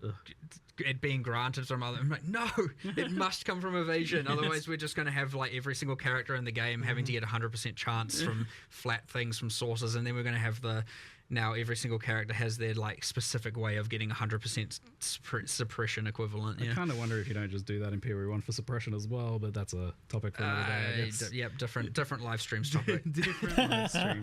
Not to say we have any plans there right now, just to calm anyone down before they're like suppression dead. Just hold on. Yeah. But I wonder if they're gonna add a unique in then, where it's like armor contributes to deflect. They probably will, right? Different live streams topic. How's your schedule feeling overall? Like, you feel like you will be moving into the next Path of Exile 1 expansion in the 2 months expected, and then having the next PoE2 we're definitely going to hit those deadlines, like there's no question of that. Yeah, you guys are however, it's certainly like it's certainly hard to meet them. Like it's difficult, but like it's so much better to commit to the date, and just make sure. It is. It's been difficult to adapt to this new cycle for sure. We obviously want to do everything we can for every patch and the next patch, and this requires a more parallel work going on and parallel thinking, and to be able to make sure that each game gets the correct time. You need to make sure, okay, if you're working on 030, you got to make sure at some point people are pulled off of it to work on 327, for example, right? That has to happen. Otherwise you don't get enough time. And especially considering after 030 comes out, you've got an amount of time of fixing things and addressing problems, hopefully not too much, but you always have a little bit of that to do. And so all of a sudden that can extend even further. And so you have to at some point, and it can feel very unintuitive to be like, well, O3O is what the whole team's working on. The team's excited. Everyone's like, yes, we're doing it. We're prepping all the marketing. And it feels weird to then just start pulling people off of the thing that you're kind of working your immediate goal towards and have them working on a future thing. And same with vice versa. You get a little bit of that. And it is a little bit hard to obviously deal with, and we're adapting to it. But we're doing pretty well, and we're on track still for 327. So it's like 2 really good expansion updates, with the recent Path of Exile 1 doing I think really well, and then this one is huge. I hope that you guys can settle in, and this feels like a reasonable workload soon, because what isn't right? It isn't this week, I can tell you that. No. Seems people are going to need a bit of sleep soon, but we'll go down to the bottom of our Q&A doc if we can, and we'll just wrap up with a couple of the last random questions. And if you're watching live, the patch notes are out, so we'll try and get you over to them soon. But there's got a few random questions here. Divination cards coming to Path of Exile 2 soon, or is there a plan for that, or no timeline, but they will be coming. Yeah. All right. Hot swapping between controller, mouse, and keyboard. Unfortunately, wasn't really. A bunch of work was put into it. So it sounds like it's getting close. It's getting closer, but it just unfortunately wasn't finished. Yeah, fair enough. And chance we get mercenaries in PoE 2. Mercenaries are fun. I like them. Not anytime soon, I would say. That's more of a later thing, I would say. Later thing. Yeah. Because they do it's a big thing that's just always going to be there potentially, and that's skewing how you build characters. Yeah. They're cool, a lot of impacts. man. The mercenaries, they do a lot of things, curses, and utility and stuff like that. It's a big one. But did you like how they played out overall in PoE 1? Well, I mean, as allies, in many ways, yes. There's a few elements I don't like. Again, it's pretty weird. I don't know how much detail to go in talking about this when we're talking about PoE 2 context, but there are some problems of. I don't like that you just end up putting uniques on them and it has minimal consequence in terms of their survivability. I don't like some of the, I'm not entirely happy with the Doriani's prototype kind of situation. The Doriani's prototype thing is super cool, but it needs to be punished, right? It's so cool. It's so nice that you can. It's such a massive amp, and it opens up a bunch of shit for your character. So good. But if the mercenary just ignores the downsides, then that's a problem, right? But with them itself, it's like you insta-die or they insta-die is often what happens. Not great.